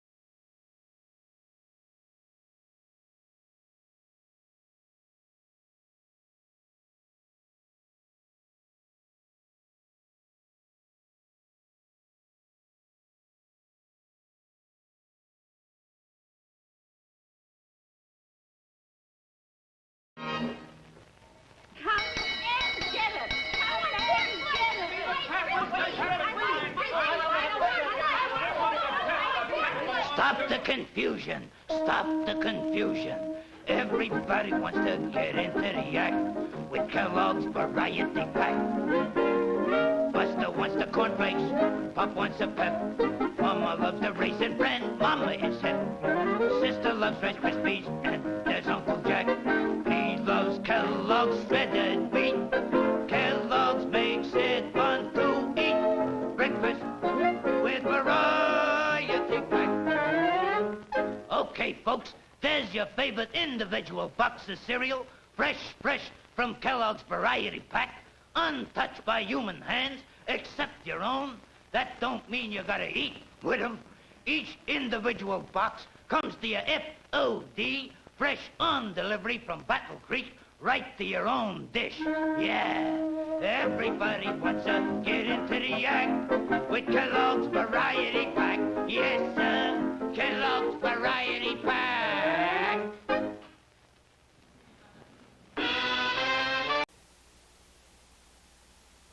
Dirty dishes. Dirty dishes. $3,500 a month just for a family of 4. But you can take the work out of dishwashing. Practically make it child's play with Lux Liquid. There's no liquid like Lux Liquid. No powder either that equals it for fast, easy dishwashing. See how slowly a powder detergent dissolves? How slowly it removes grease? But Lux Liquid is already dissolved. Goes to work instantly. Splits grease into tiny particles that can't settle back on dishes. Lux Liquid rinses away faster, gets dishes hygienically clean. There's no liquid like Lux Liquid for mildness on your hands, and 1 can outlasts 2 boxes of the leading powder. When dishes pile up, make them disappear fast. There's no liquid like Lux Liquid.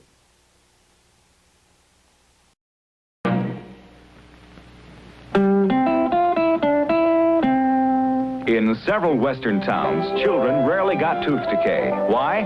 Their drinking water contained fluoride. Now, after years of fluoride research, Procter & Gamble proudly announces triumph over tooth decay for everyone everywhere as it brings you Crest toothpaste with Fluorestan, its exclusive fluoride compound that's far superior to fluoride alone. Here's how Crest works. Crest with Fluorestan actually combines with and strengthens tooth enamel to lock out decay from within. Yes, with Crest, you and your family will have far fewer cavities. Your teeth will be strengthened against decay, and regular Crest use will keep them that way. Crest helps keep your teeth beautiful, blocks out bad breath as no other toothpaste can. Start now to triumph over tooth decay. Get Crest with Fluorestan, world's greatest weapon against decay. Sometimes when you have a special problem.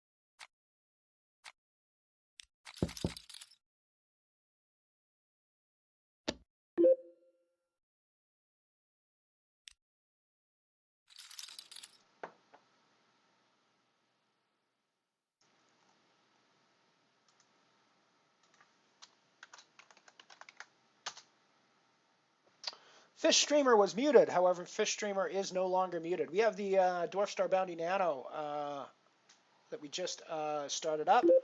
Still playing the Singularity. And as I was saying to the muted microphone, I also have a €4 Unibet Open qualifier ticket that I've just fired into, try to spin it up into a €25 ticket. That will be starting in about 3 minutes' time.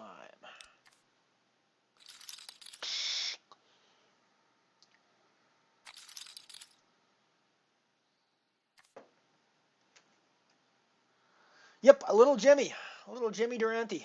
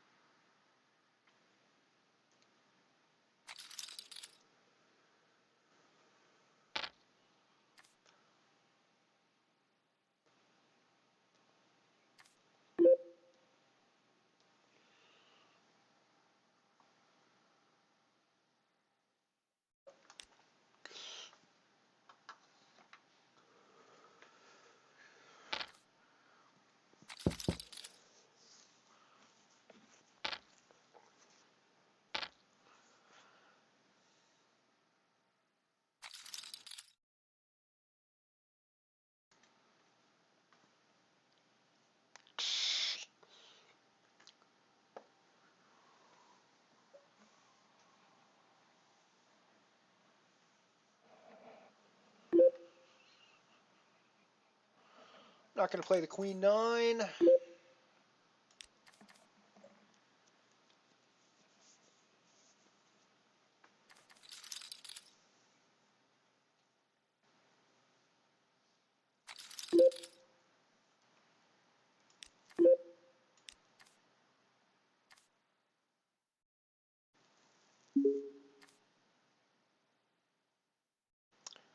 Alrighty, the qualifier table just popped up, so let me bring that up on screen.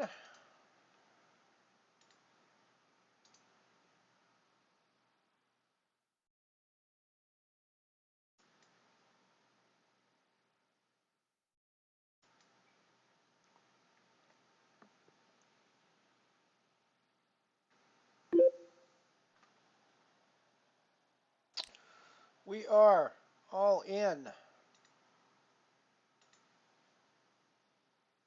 Pair of sixes on the singularity table. 4 from the money.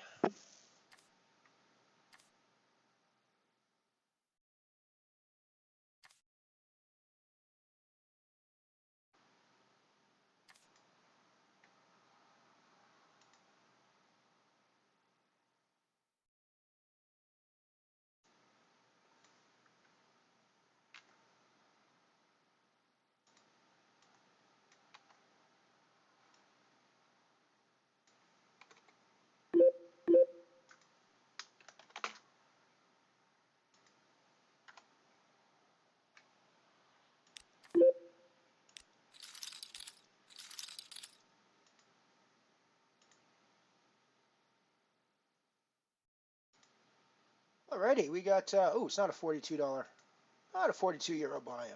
Not a 42 euro buy-in at all. It is a 4 euro buy-in. It would be a pretty crappy tournament if it was a 42 euro buy-in to win 25 euro tickets. That would be a pretty crappy buy-in structure, frankly. I think pretty crappy prize pool structure. Hell of a rake on that. That said, just a lot of the players are going to win tickets in a structure like that. So you know.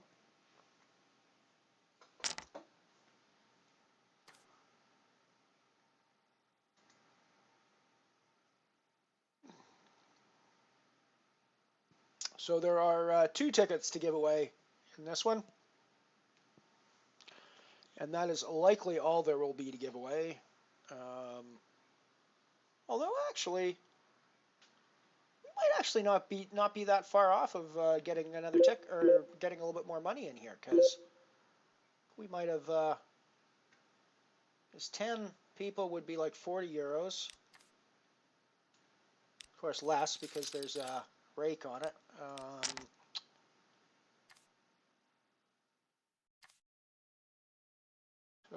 So at that level, we need like 13 to be. So let's make it 16 or 17 probably. We'll start putting more money in the prize pool. I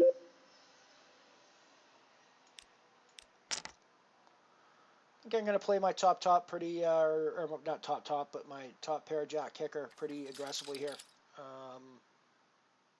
Just because it's a qualifier format. I think again, I still need to read Dar's book, but I think the main thing in qualifiers is that you want to be putting the pressure on when you have the hands.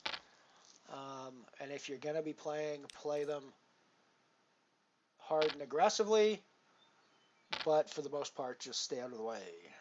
If you can, if you're in a spot where you can just stay out of the way. Wow, always play your queen deuce suited apparently, because you flop 2 pairs and then you go runner into the flush.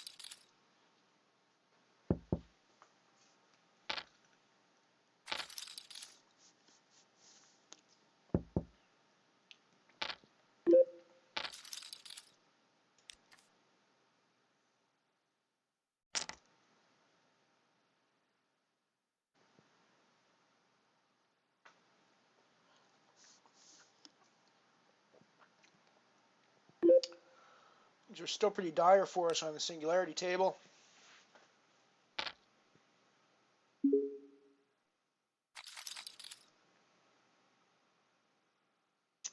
Although at least we're not in last place anymore.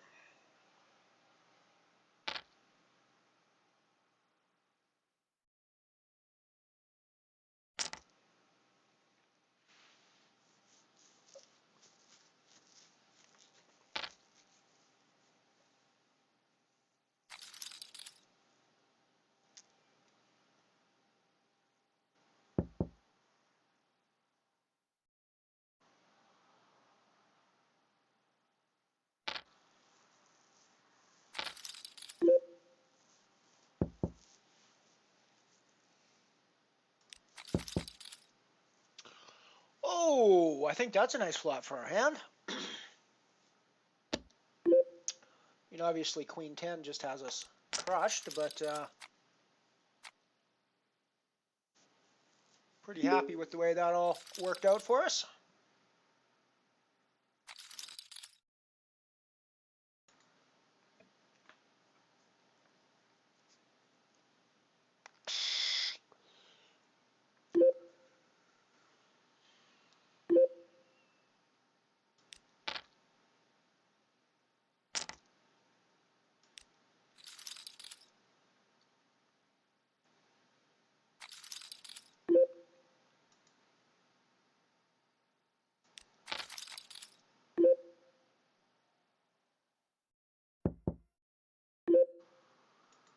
Oh, this is an interesting qualifier hand I've gotten myself into here.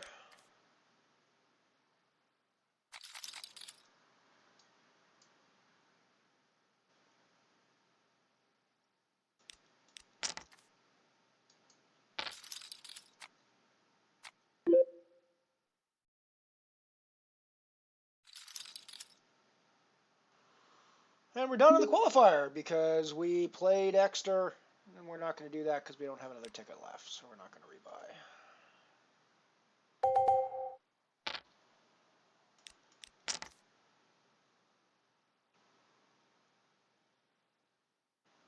I just put all my money in the middle in the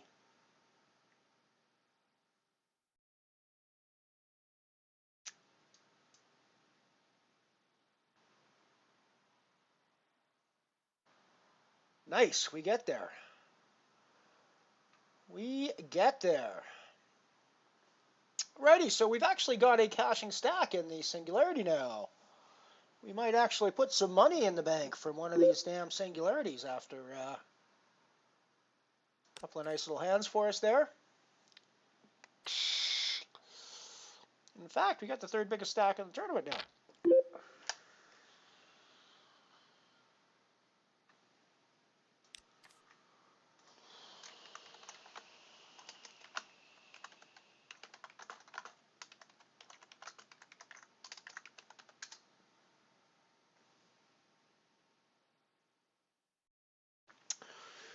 No horsey anymore. Unfortunately, we busted it just before the break. We busted it just before the break.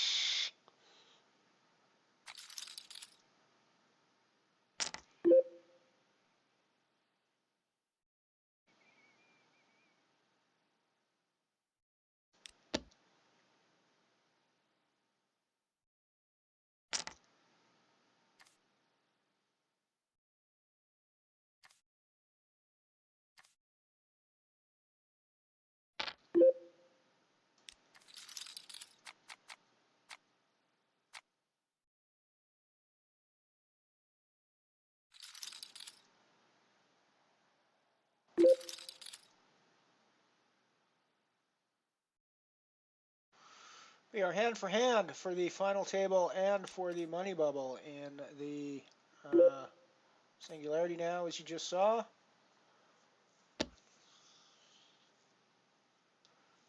not a very big shove. I think I have to call it off with any ace. Blech. Blech.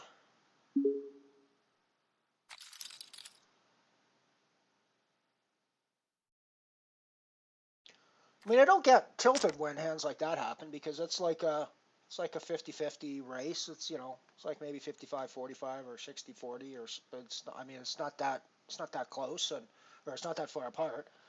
And yeah, he's going to win that a good chunk of the time. So that's just poker when we get in like that.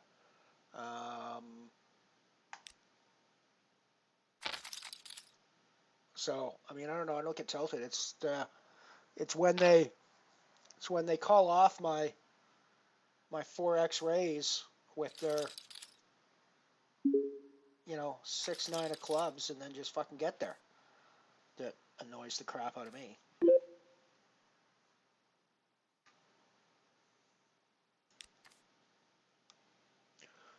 So we're still on the bubble. I am 4 of 10 with 9 getting paid, and of course 9 on the final table as well.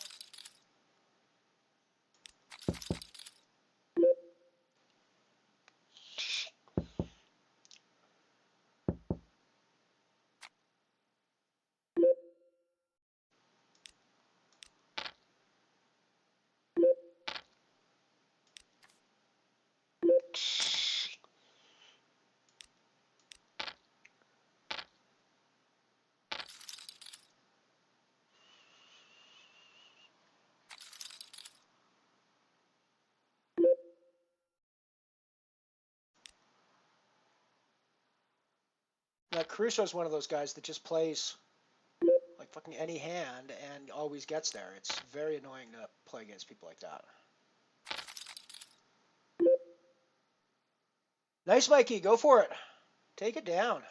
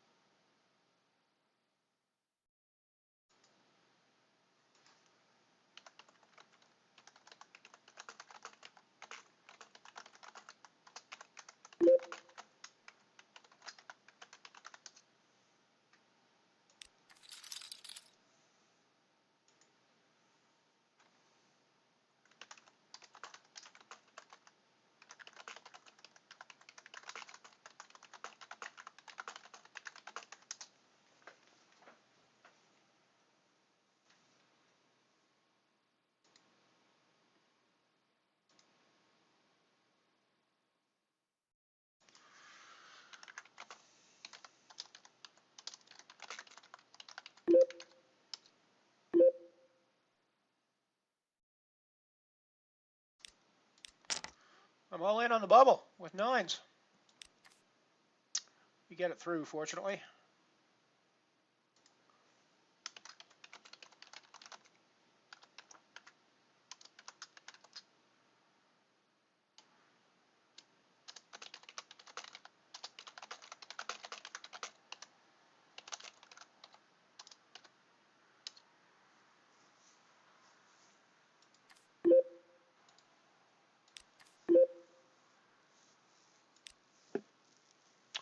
So we're still on the bubble.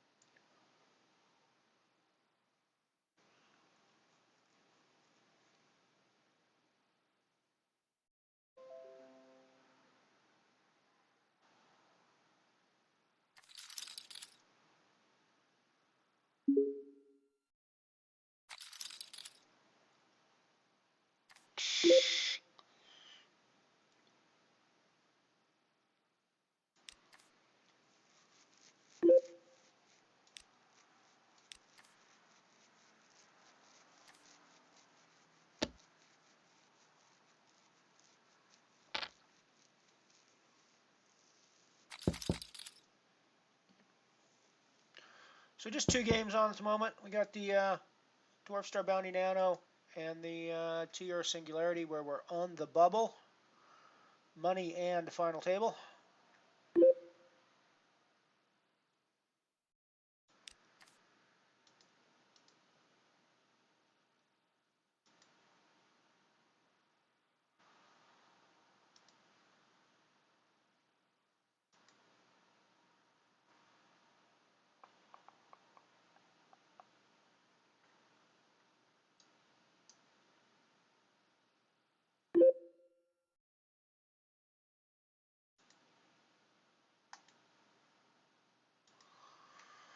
Just wedged into a 40-cent qualifier to 2-Euro tickets as well, so we'll give that a shot when it pops up shortly. That'll be up in 5 minutes' time.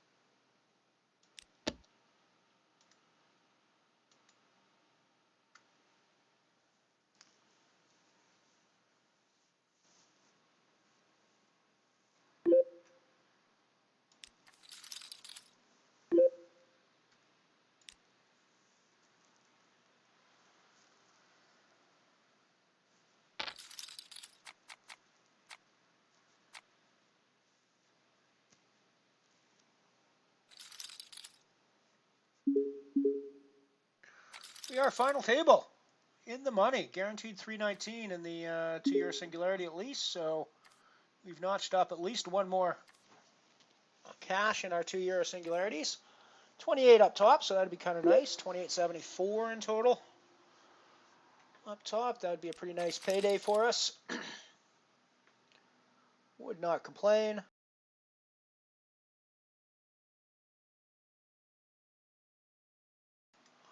Yes, sirree, my friend, I fell off the horse. I fell off the horse a while back.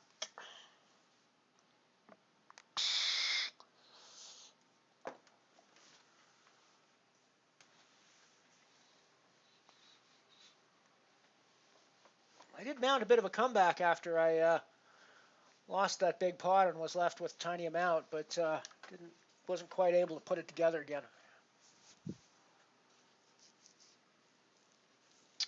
I do feel like I'm a bit out of practice with my mixed games because I haven't been playing nearly as much lately, so I do feel like I'm not entirely, don't feel like I quite have the edge I used to have in those games. But that probably means I should play them more. Should maybe reserve one spot on the mothership maybe for, yeah, maybe on every stream now I'll reserve one spot for some quote-unquote alien poker site. And 1 or 2 of the days it'll be a mixed game table from Stars. A couple of the other days it'll maybe be party poker. And then maybe an 888 as well. I should play more 888. I've got money over there. It just sits and does nothing. But so I should play more 888 as well.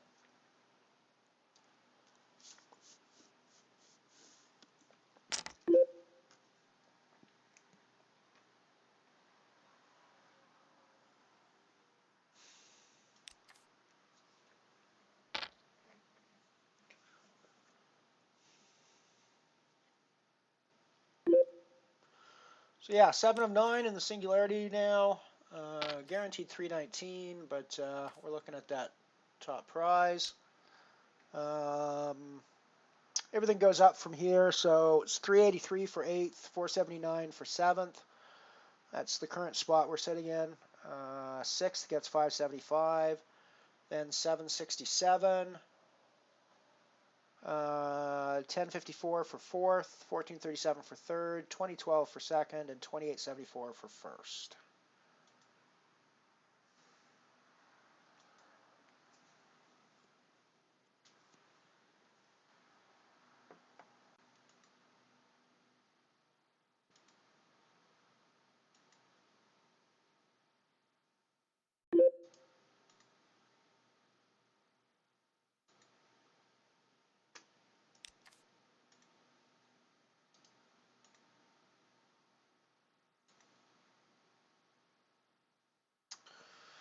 Alrighty, I just got this qualifier to a €2 ticket pop up. So that gives us 3 tables on the go.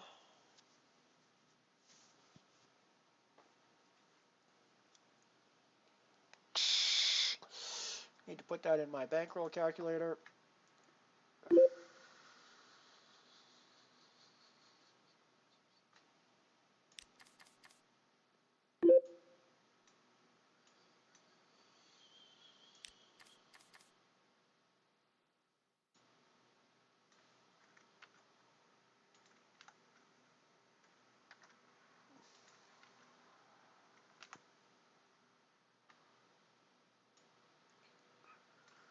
Already my fingers are not cooperating with me today.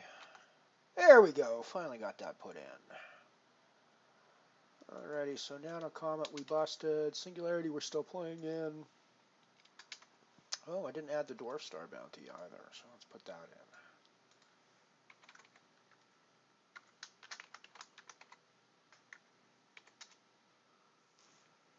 Singularity we're still playing. Yep, cool. Alrighty, so everything else is updated.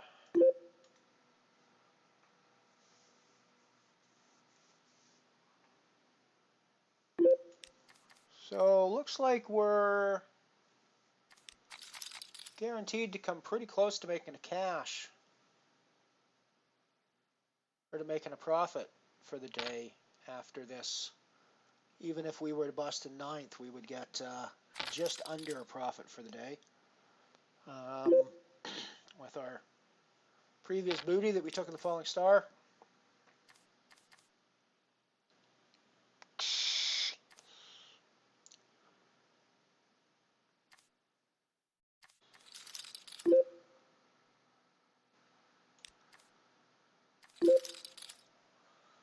Good Ace King in the big blind here in the Dwarf Star booty, so I think I'm going to put in some extra money with it.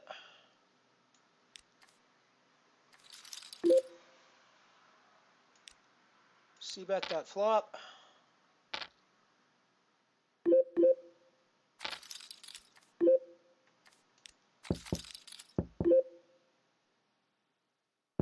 I could have barreled a second time. Didn't really feel like the right spot to do that in.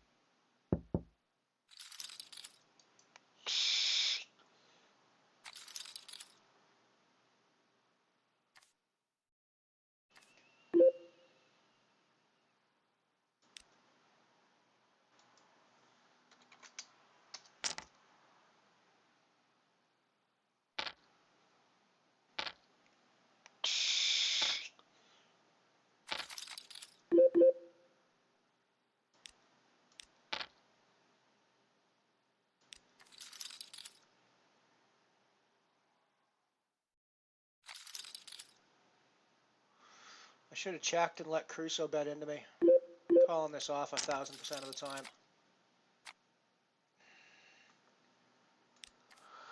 I mean, what am I supposed to do when people fucking call off my massive bets with 10 fucking deuce, people? I mean, what the hell? It's like, and then get there, of course, because, you know, I should get value. I should get a fucking shitload of value from my aces against the guy that calls with 10 deuce. You know,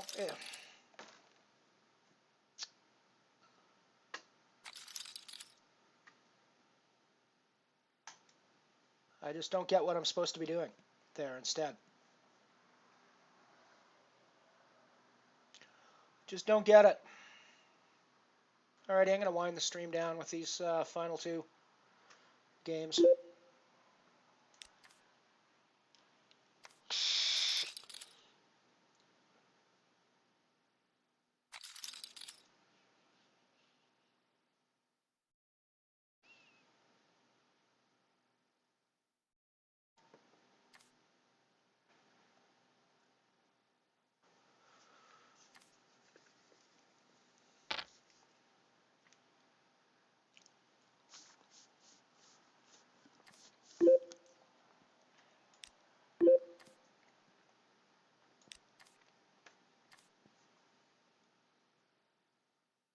I mean, am I playing the game wrong? Am I just supposed to fucking, like, insta-call off raises when I've got 10 deuce? And insta-call off, insta-shove over top of people when I flop the draw there? I mean, is my fucking 10 deuce spade draw even good there? Why? No, I don't, I'm sorry when I get negative like this, but we've seen that happen 3 times today so far, where I've got in with massive hands and people have called me behind. When I've bet big, people have called me behind with absolute pieces of fucking crap for no reason at all, and I don't get what I'm supposed to do in that spot. I mean, I guess just fucking not play my hands, I guess, is what I'm supposed to do. Just not fucking bother to play.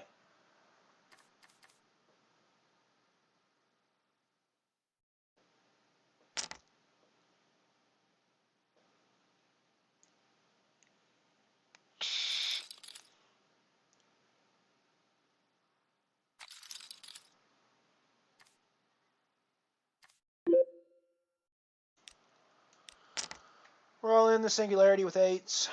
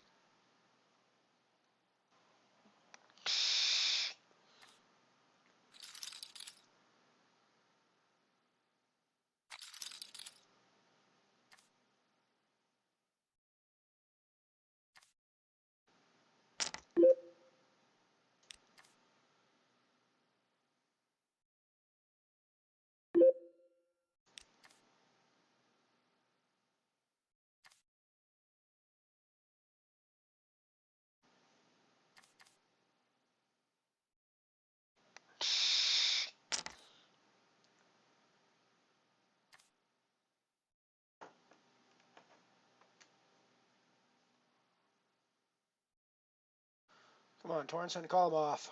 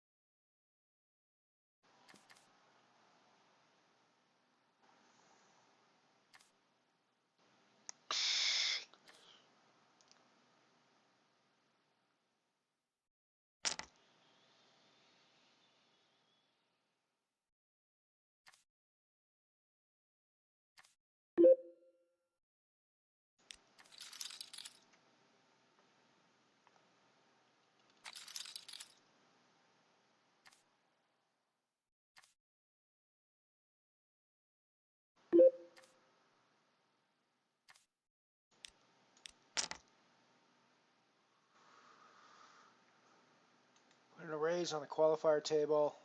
It's a bit loose, but we were the open, so.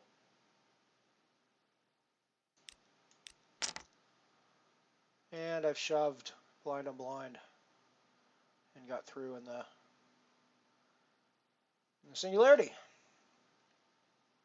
We saw a call flop bottom pair on the qualifier. 2 calls, actually. I think we're going to c-bet here. We should be the one with the ace.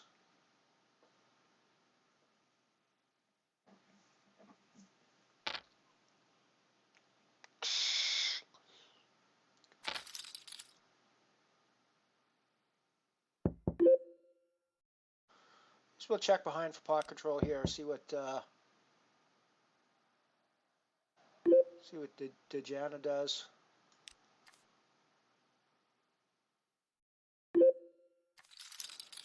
I think we just check our showdown with 4s, bottom pair here.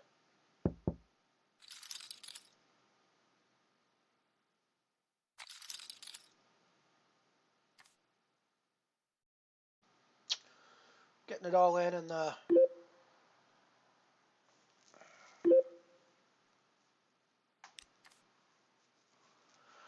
yeah, I mean, I think even given that there's all this action in front of me, I think that I just need to try to get the chips. I can potentially ladder up in this spot, and I do have stacks that are smaller than me, but nice. Nice. Boom, bankage. We take it. That ladders us up a spot as well. Been playing with this one. What do you guys think?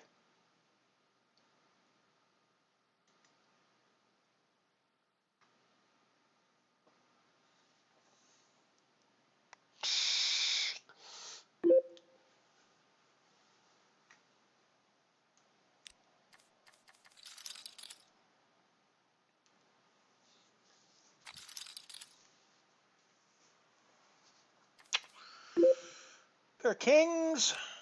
Put in the raise with that.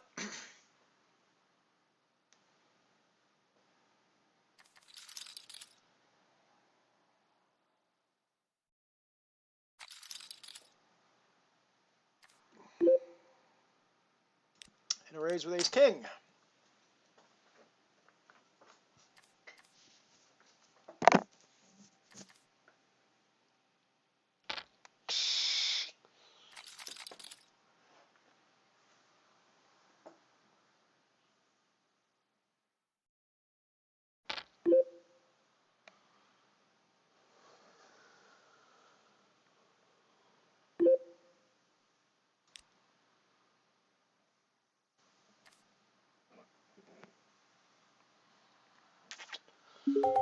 Very weird donk bet.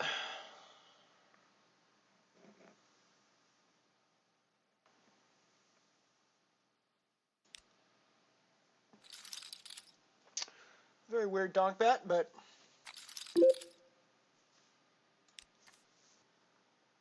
we didn't actually hit the board, so in theory we're playing a bluff at that point, so.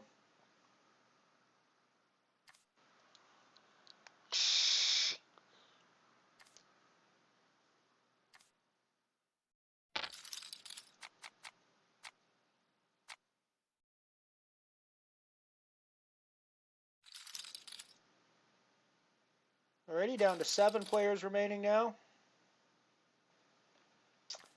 We are 4th of 7, I think.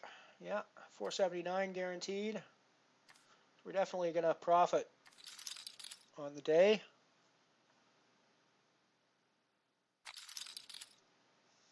Now we're 3rd of 7 again. Maybe 2nd of 7, 2nd of 7.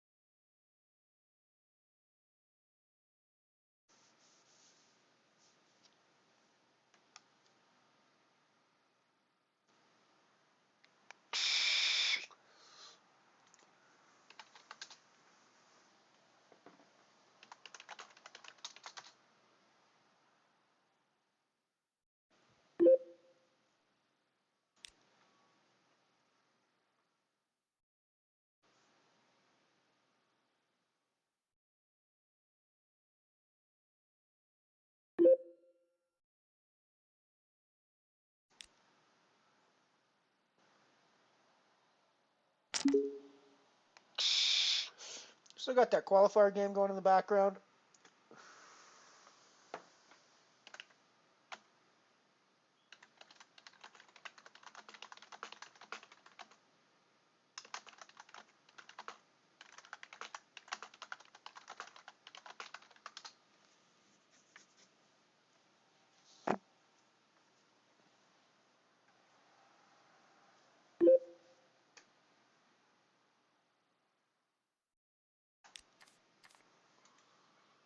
Down to 6 players remaining in the Singularity.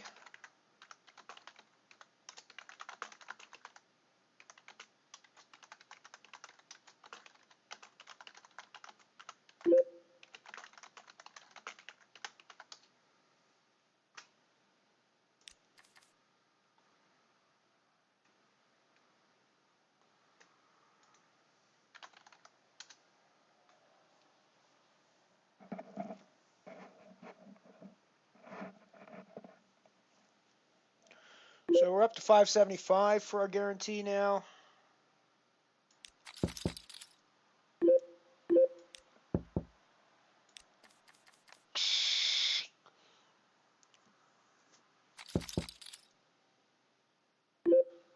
We are currently sitting 3 of 6. Still playing in the qualifier. Sitting 9 of 11 now with 4 tickets getting paid.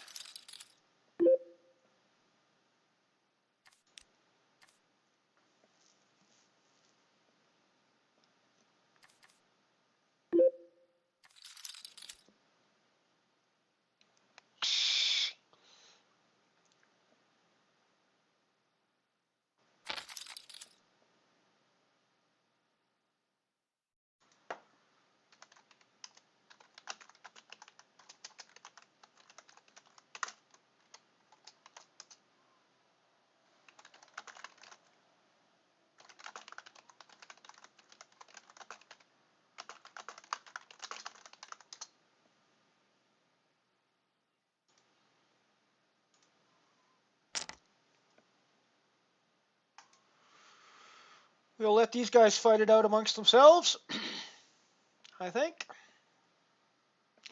Ant-Man, good to see you, buddy. Welcome, welcome, welcome. You've come just in time for us to apparently go relatively deep in a Singularity event. As the Ace-10 just gets there against the Ace-Queen.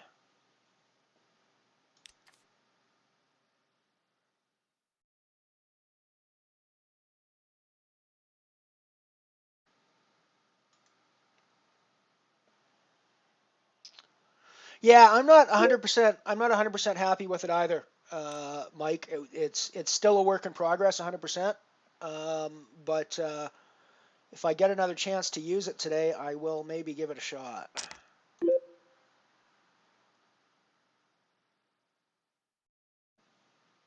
So this is still the qualifier game that we're in now. Obviously not doing great in it, but not doing terribly in it either.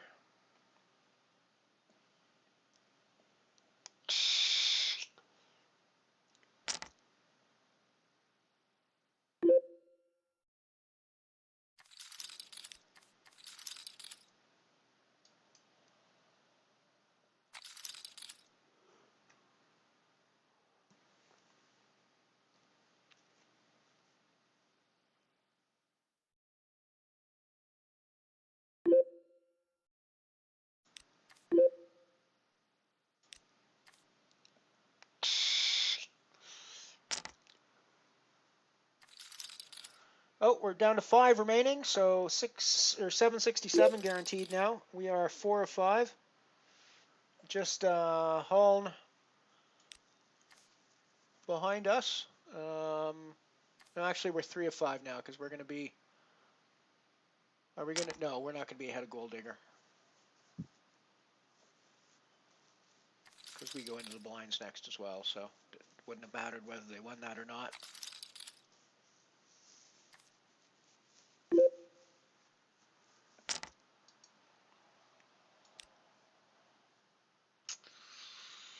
Unfortunately, I can't call that with a Queen 3.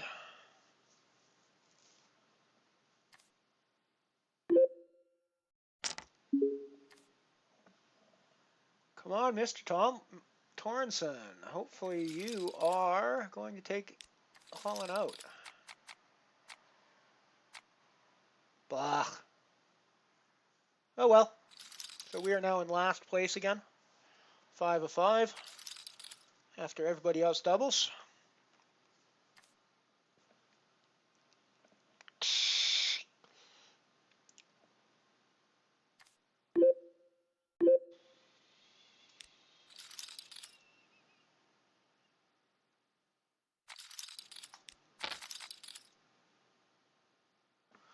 Nice little hand on the singularity table, or on the qualifier table, but we've also got a hand developing on the singularity where I'm going to be all in against Holland here.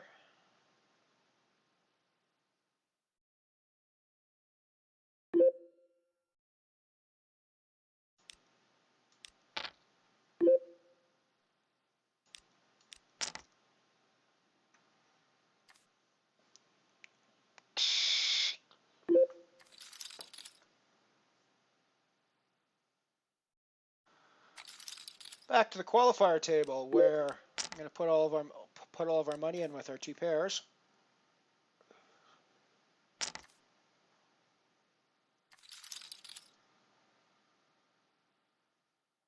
Thank you, Mr. Ant-Man. Much appreciated.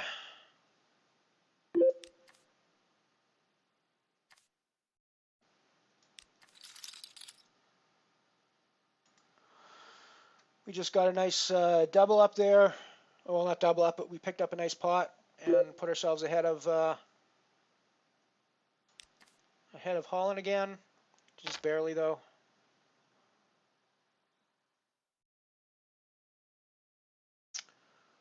And that changes when the blinds come around, so it's still a pretty... I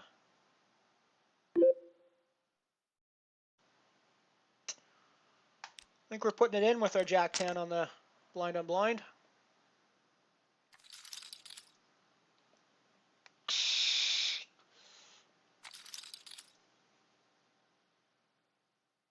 It's pretty fluid leaderboard. That jumps us up to second in chips. So just a small pot like that basically completely jiggers the changes around. So it's all really close at this point. It's anybody's game. It's not there's nobody's a clear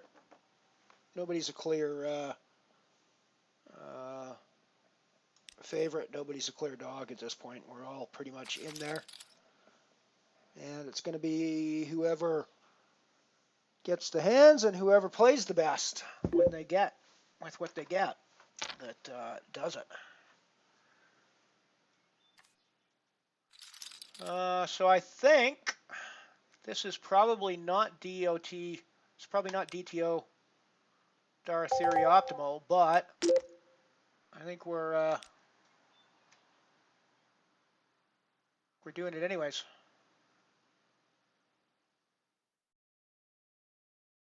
We only have 2 players to get through with the sleeping blind. And I think we're ahead of his range, or at least we're racing against his range a lot. So I think 5s is probably small to do this with, but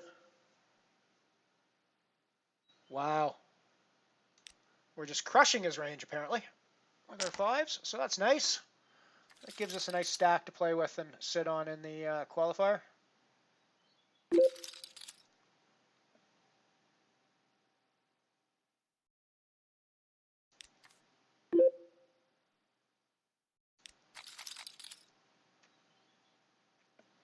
Guess we should be playing our 6-3 in this case as well.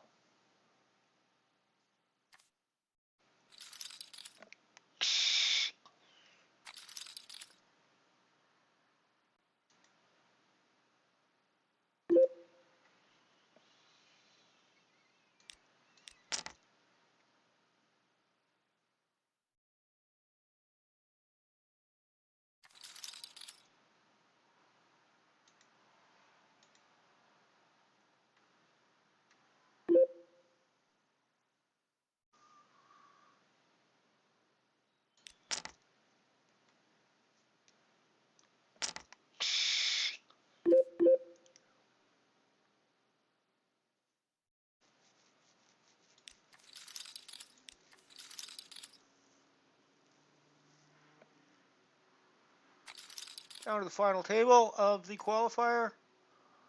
5 players to go until the money, so there's only the 4 tickets in for this one.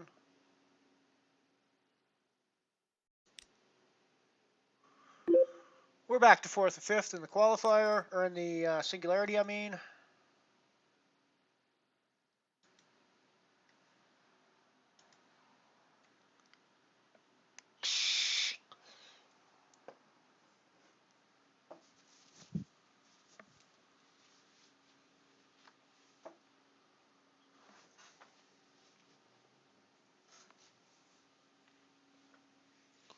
So we're guaranteed $7 anyways in this 767 so far in this singularity. Definitely eyeing that 2874 up top though. Definitely liking the look of that. And frankly, would very much like to put our first singularity trophy on our shelf. Haven't managed to win one of these yet. I've gone deep in couple of these singularities and a couple of these 2 euros, and I got heads up in a 1 euro singularity at one point and came second. So it would be nice to put in a win. We're going to put in the raise, and we're going to call off action probably with our ace 10 here.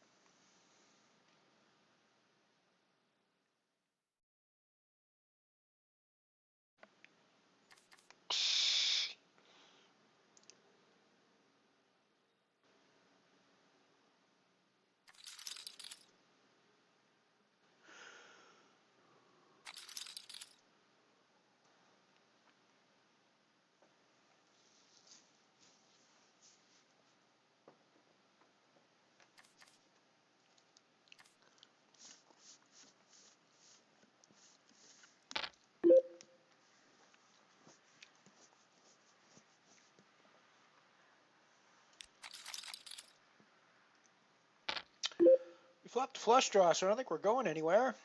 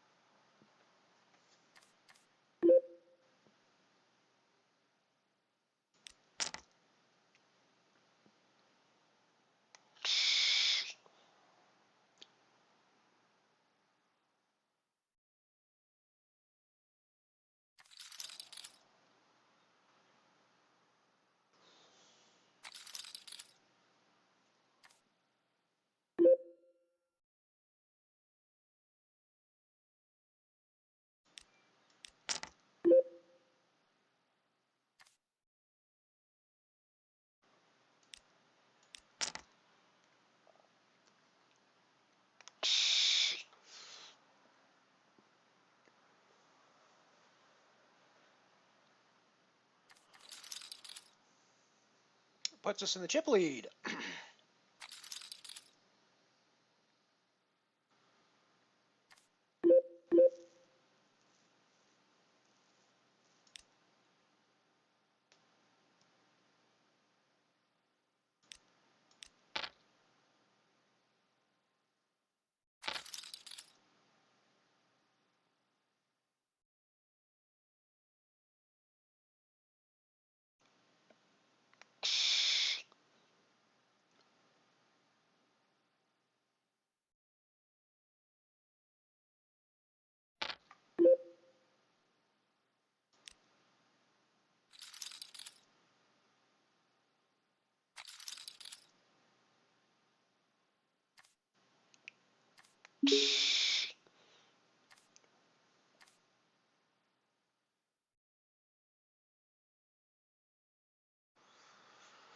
We have a break coming up. We just lost the chip lead in the Singularity, but we're still second. I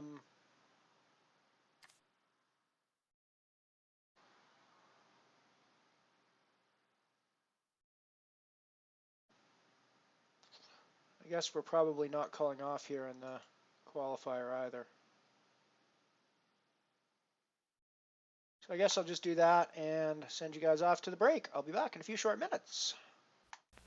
Now, if you know your oats and want to feel your oats and taste how good an oat cereal can be, well, you go for Cheerios. Great way to start the day with really great eating. That's Cheerios, one of the few foods made from oats. The tasty cereal grain everyone should have at breakfast. Crisp and golden as only a toasted oat cereal can be. And nourishing? Why, a Cheerios breakfast gives you the power protein that grown-ups need to help stay in trim and youngsters need to grow on. Toasted oat goodness, toasted oat flavor, a delicious power breakfast. That's Cheerios. If you know your oats and want to feel your oats and want to taste how good an oat cereal can be, you go for Cheerios. Now, a word about one of their many fine products, Kennel Meal. Does the dog in your life have a personality all his own? Does he seem to understand your moods? Is he sad when you're sad? Happy when you're happy? Does he come to you when he needs help? Does he appreciate what you do for him? Is he fond of you just because you're you? Do you feed him Kennel Meal? New concentrated Kennel Meal. When you pour on water, concentrated Kennel Meal bursts into meaty goodness.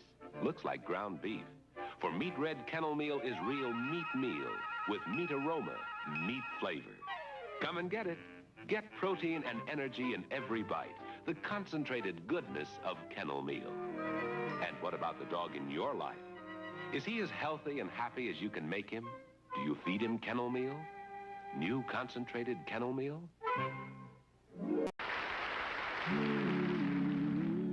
Here's an exciting new dessert. Hot, spicy mincemeat folded into golden brown Aunt Jemima pancake turnovers. Topped with your favorite orange sauce. It's a real treat. Here's why. The matchless flavor blend of Aunt Jemima pancake mix. Wheat for lightness. Corn for tenderness. Rye for richness. Rice for browning quality. A 4-flour blend. You can't duplicate in a homemade batter or get in any other mix the perfect golden blend of tenderness, lightness, and flavor of Aunt Jemima pancakes. Aunt Jemima pancakes. My, they're good. How about having Aunt Jemima pancakes tomorrow? Tonight's S&H Catalog of the Air presents S&H Gifts for 2 books or less.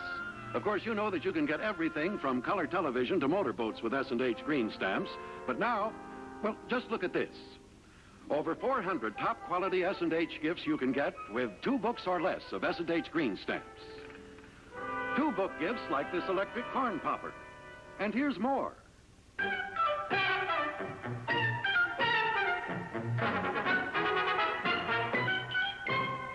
One book gifts like this sterling silver salt and pepper set.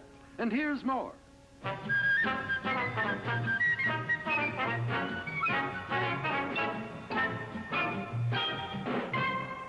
One and a quarter book gifts like this lovely china lamp. And here's more.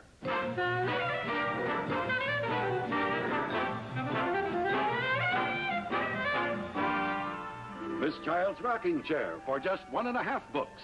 And here's more.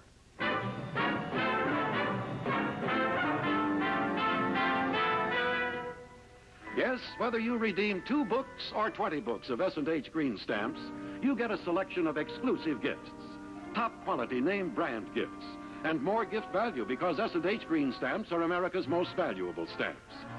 So join the 35 million smart, thrifty women like Mrs. Kirkendall who shop with the fine merchants like Jerry Speck who give S&H green stamps, America's most valuable stamps. We are back. Just put in a raise under the gun with my pair of 9s on the singularity table. And we're going to call off action.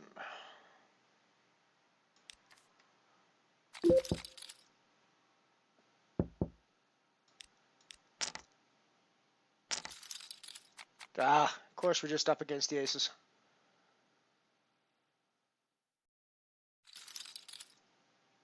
Of course we're just up against the aces.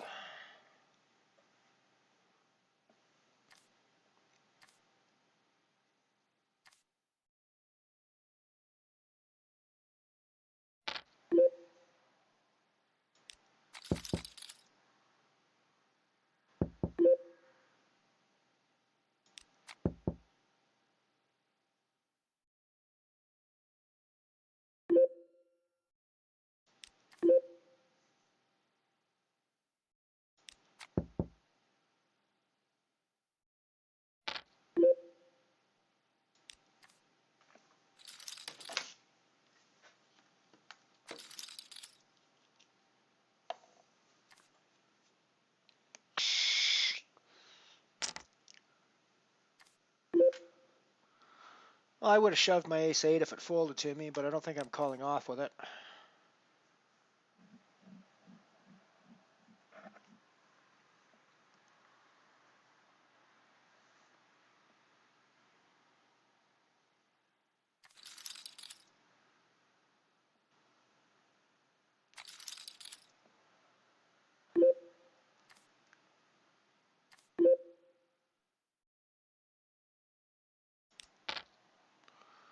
We're all in with our king 10.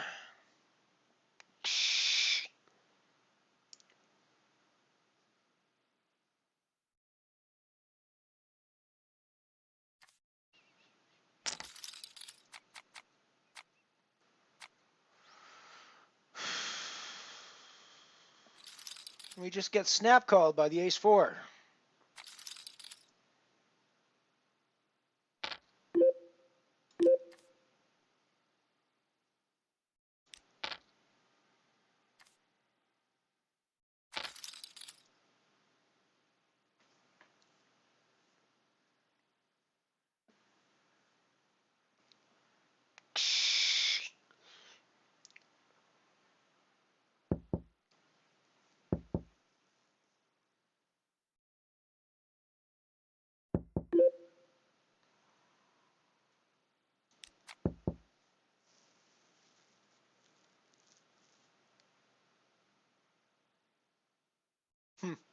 Should have been in there with my jack-3, I guess.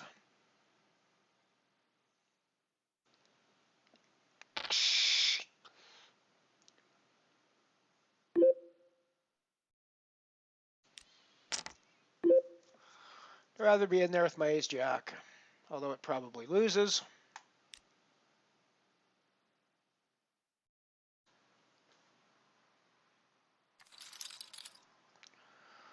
Of course it loses. Why should I expect the best hand to win when I'm the one with the best hand? Why should I expect the best hand to win when I'm the one with the best hand? Just the qualifier table left. 5th for 767. It's pretty depressing when you're pissed off at 5th for 767, but I mean,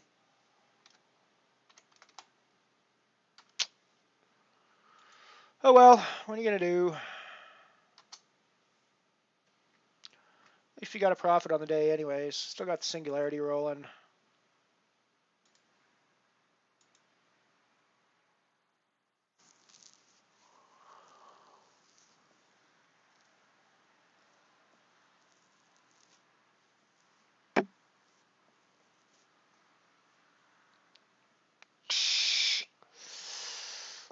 I mean, obviously in those last two hands, I should have shoved the jack-3 and folded the ace-jack because, you know, that's obviously the way poker's supposed to be played.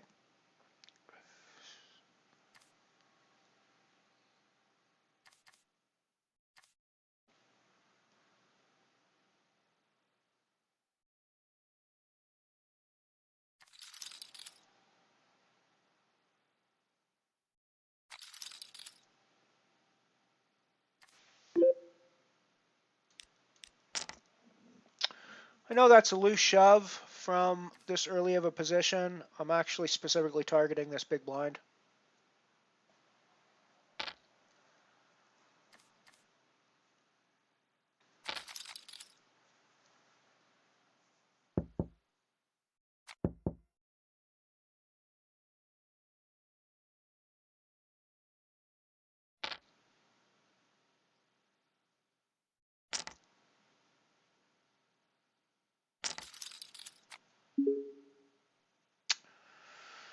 Alrighty, so we're done on that one as well. So we're gonna call this a day because it's just been a pretty crappy day. Even though we pulled out a profit from the day, and actually a pretty decent profit, frankly. We won 801 off 350. I still feel like it was a day that we should have won about 15 euros or 20 euros instead, or 25 or 30 or 35, given how deep we should have gone in the singularity. And I just feel like we had people playing stupid against us and winning against us by playing stupid, and I don't know what to do about that. I don't know how to solve that problem. So because I'm clearly not in the right frame of mind to be playing poker and streaming today anymore, I'm going to call this a day. So thank you for hanging out with me, and I will be back on Friday. Hopefully, with any luck, I'll be playing day 2 of the Scoop Stud 8 event, which starts tomorrow, and I'm not going to be streaming tomorrow, but I will be playing that and hopefully advancing to day 2. So with any luck, you guys will be seeing some day 2 Stud 8 Scoop on Friday. But if it goes the way it went today, we'll be playing something else on Friday. So we'll see what happens. But come on, hang out. I'll probably have some music lined up for you again. We'll definitely play some music. I might decide instead of a stream or like a music stream with like playlists and song requests and stuff, I think I might just throw on our Canadian music radio station, CBC Radio 2, in the background and just let that run, and it will be all Canada all the time for that. We'll see how it goes. I'll figure out. I have to read some of their terms and conditions to make sure I'm actually allowed to do that. I think I am, but make sure I'm actually allowed to do that. But otherwise, yeah, we'll see you on Friday, I guess. So hope everybody has a good day.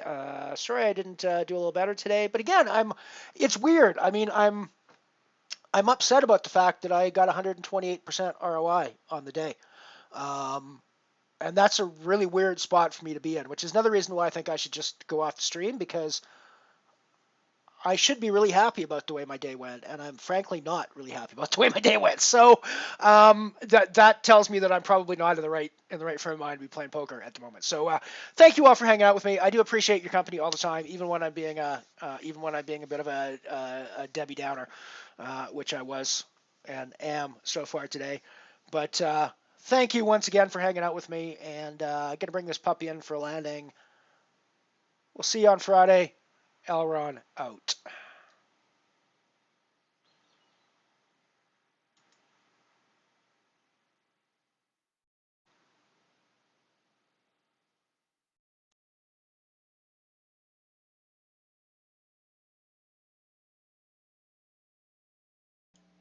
For more vintage poker content from MotherShip Poker, click the subscribe button and check out the playlists for all of our old archived content, as well as the ads only cut from some of the early streams.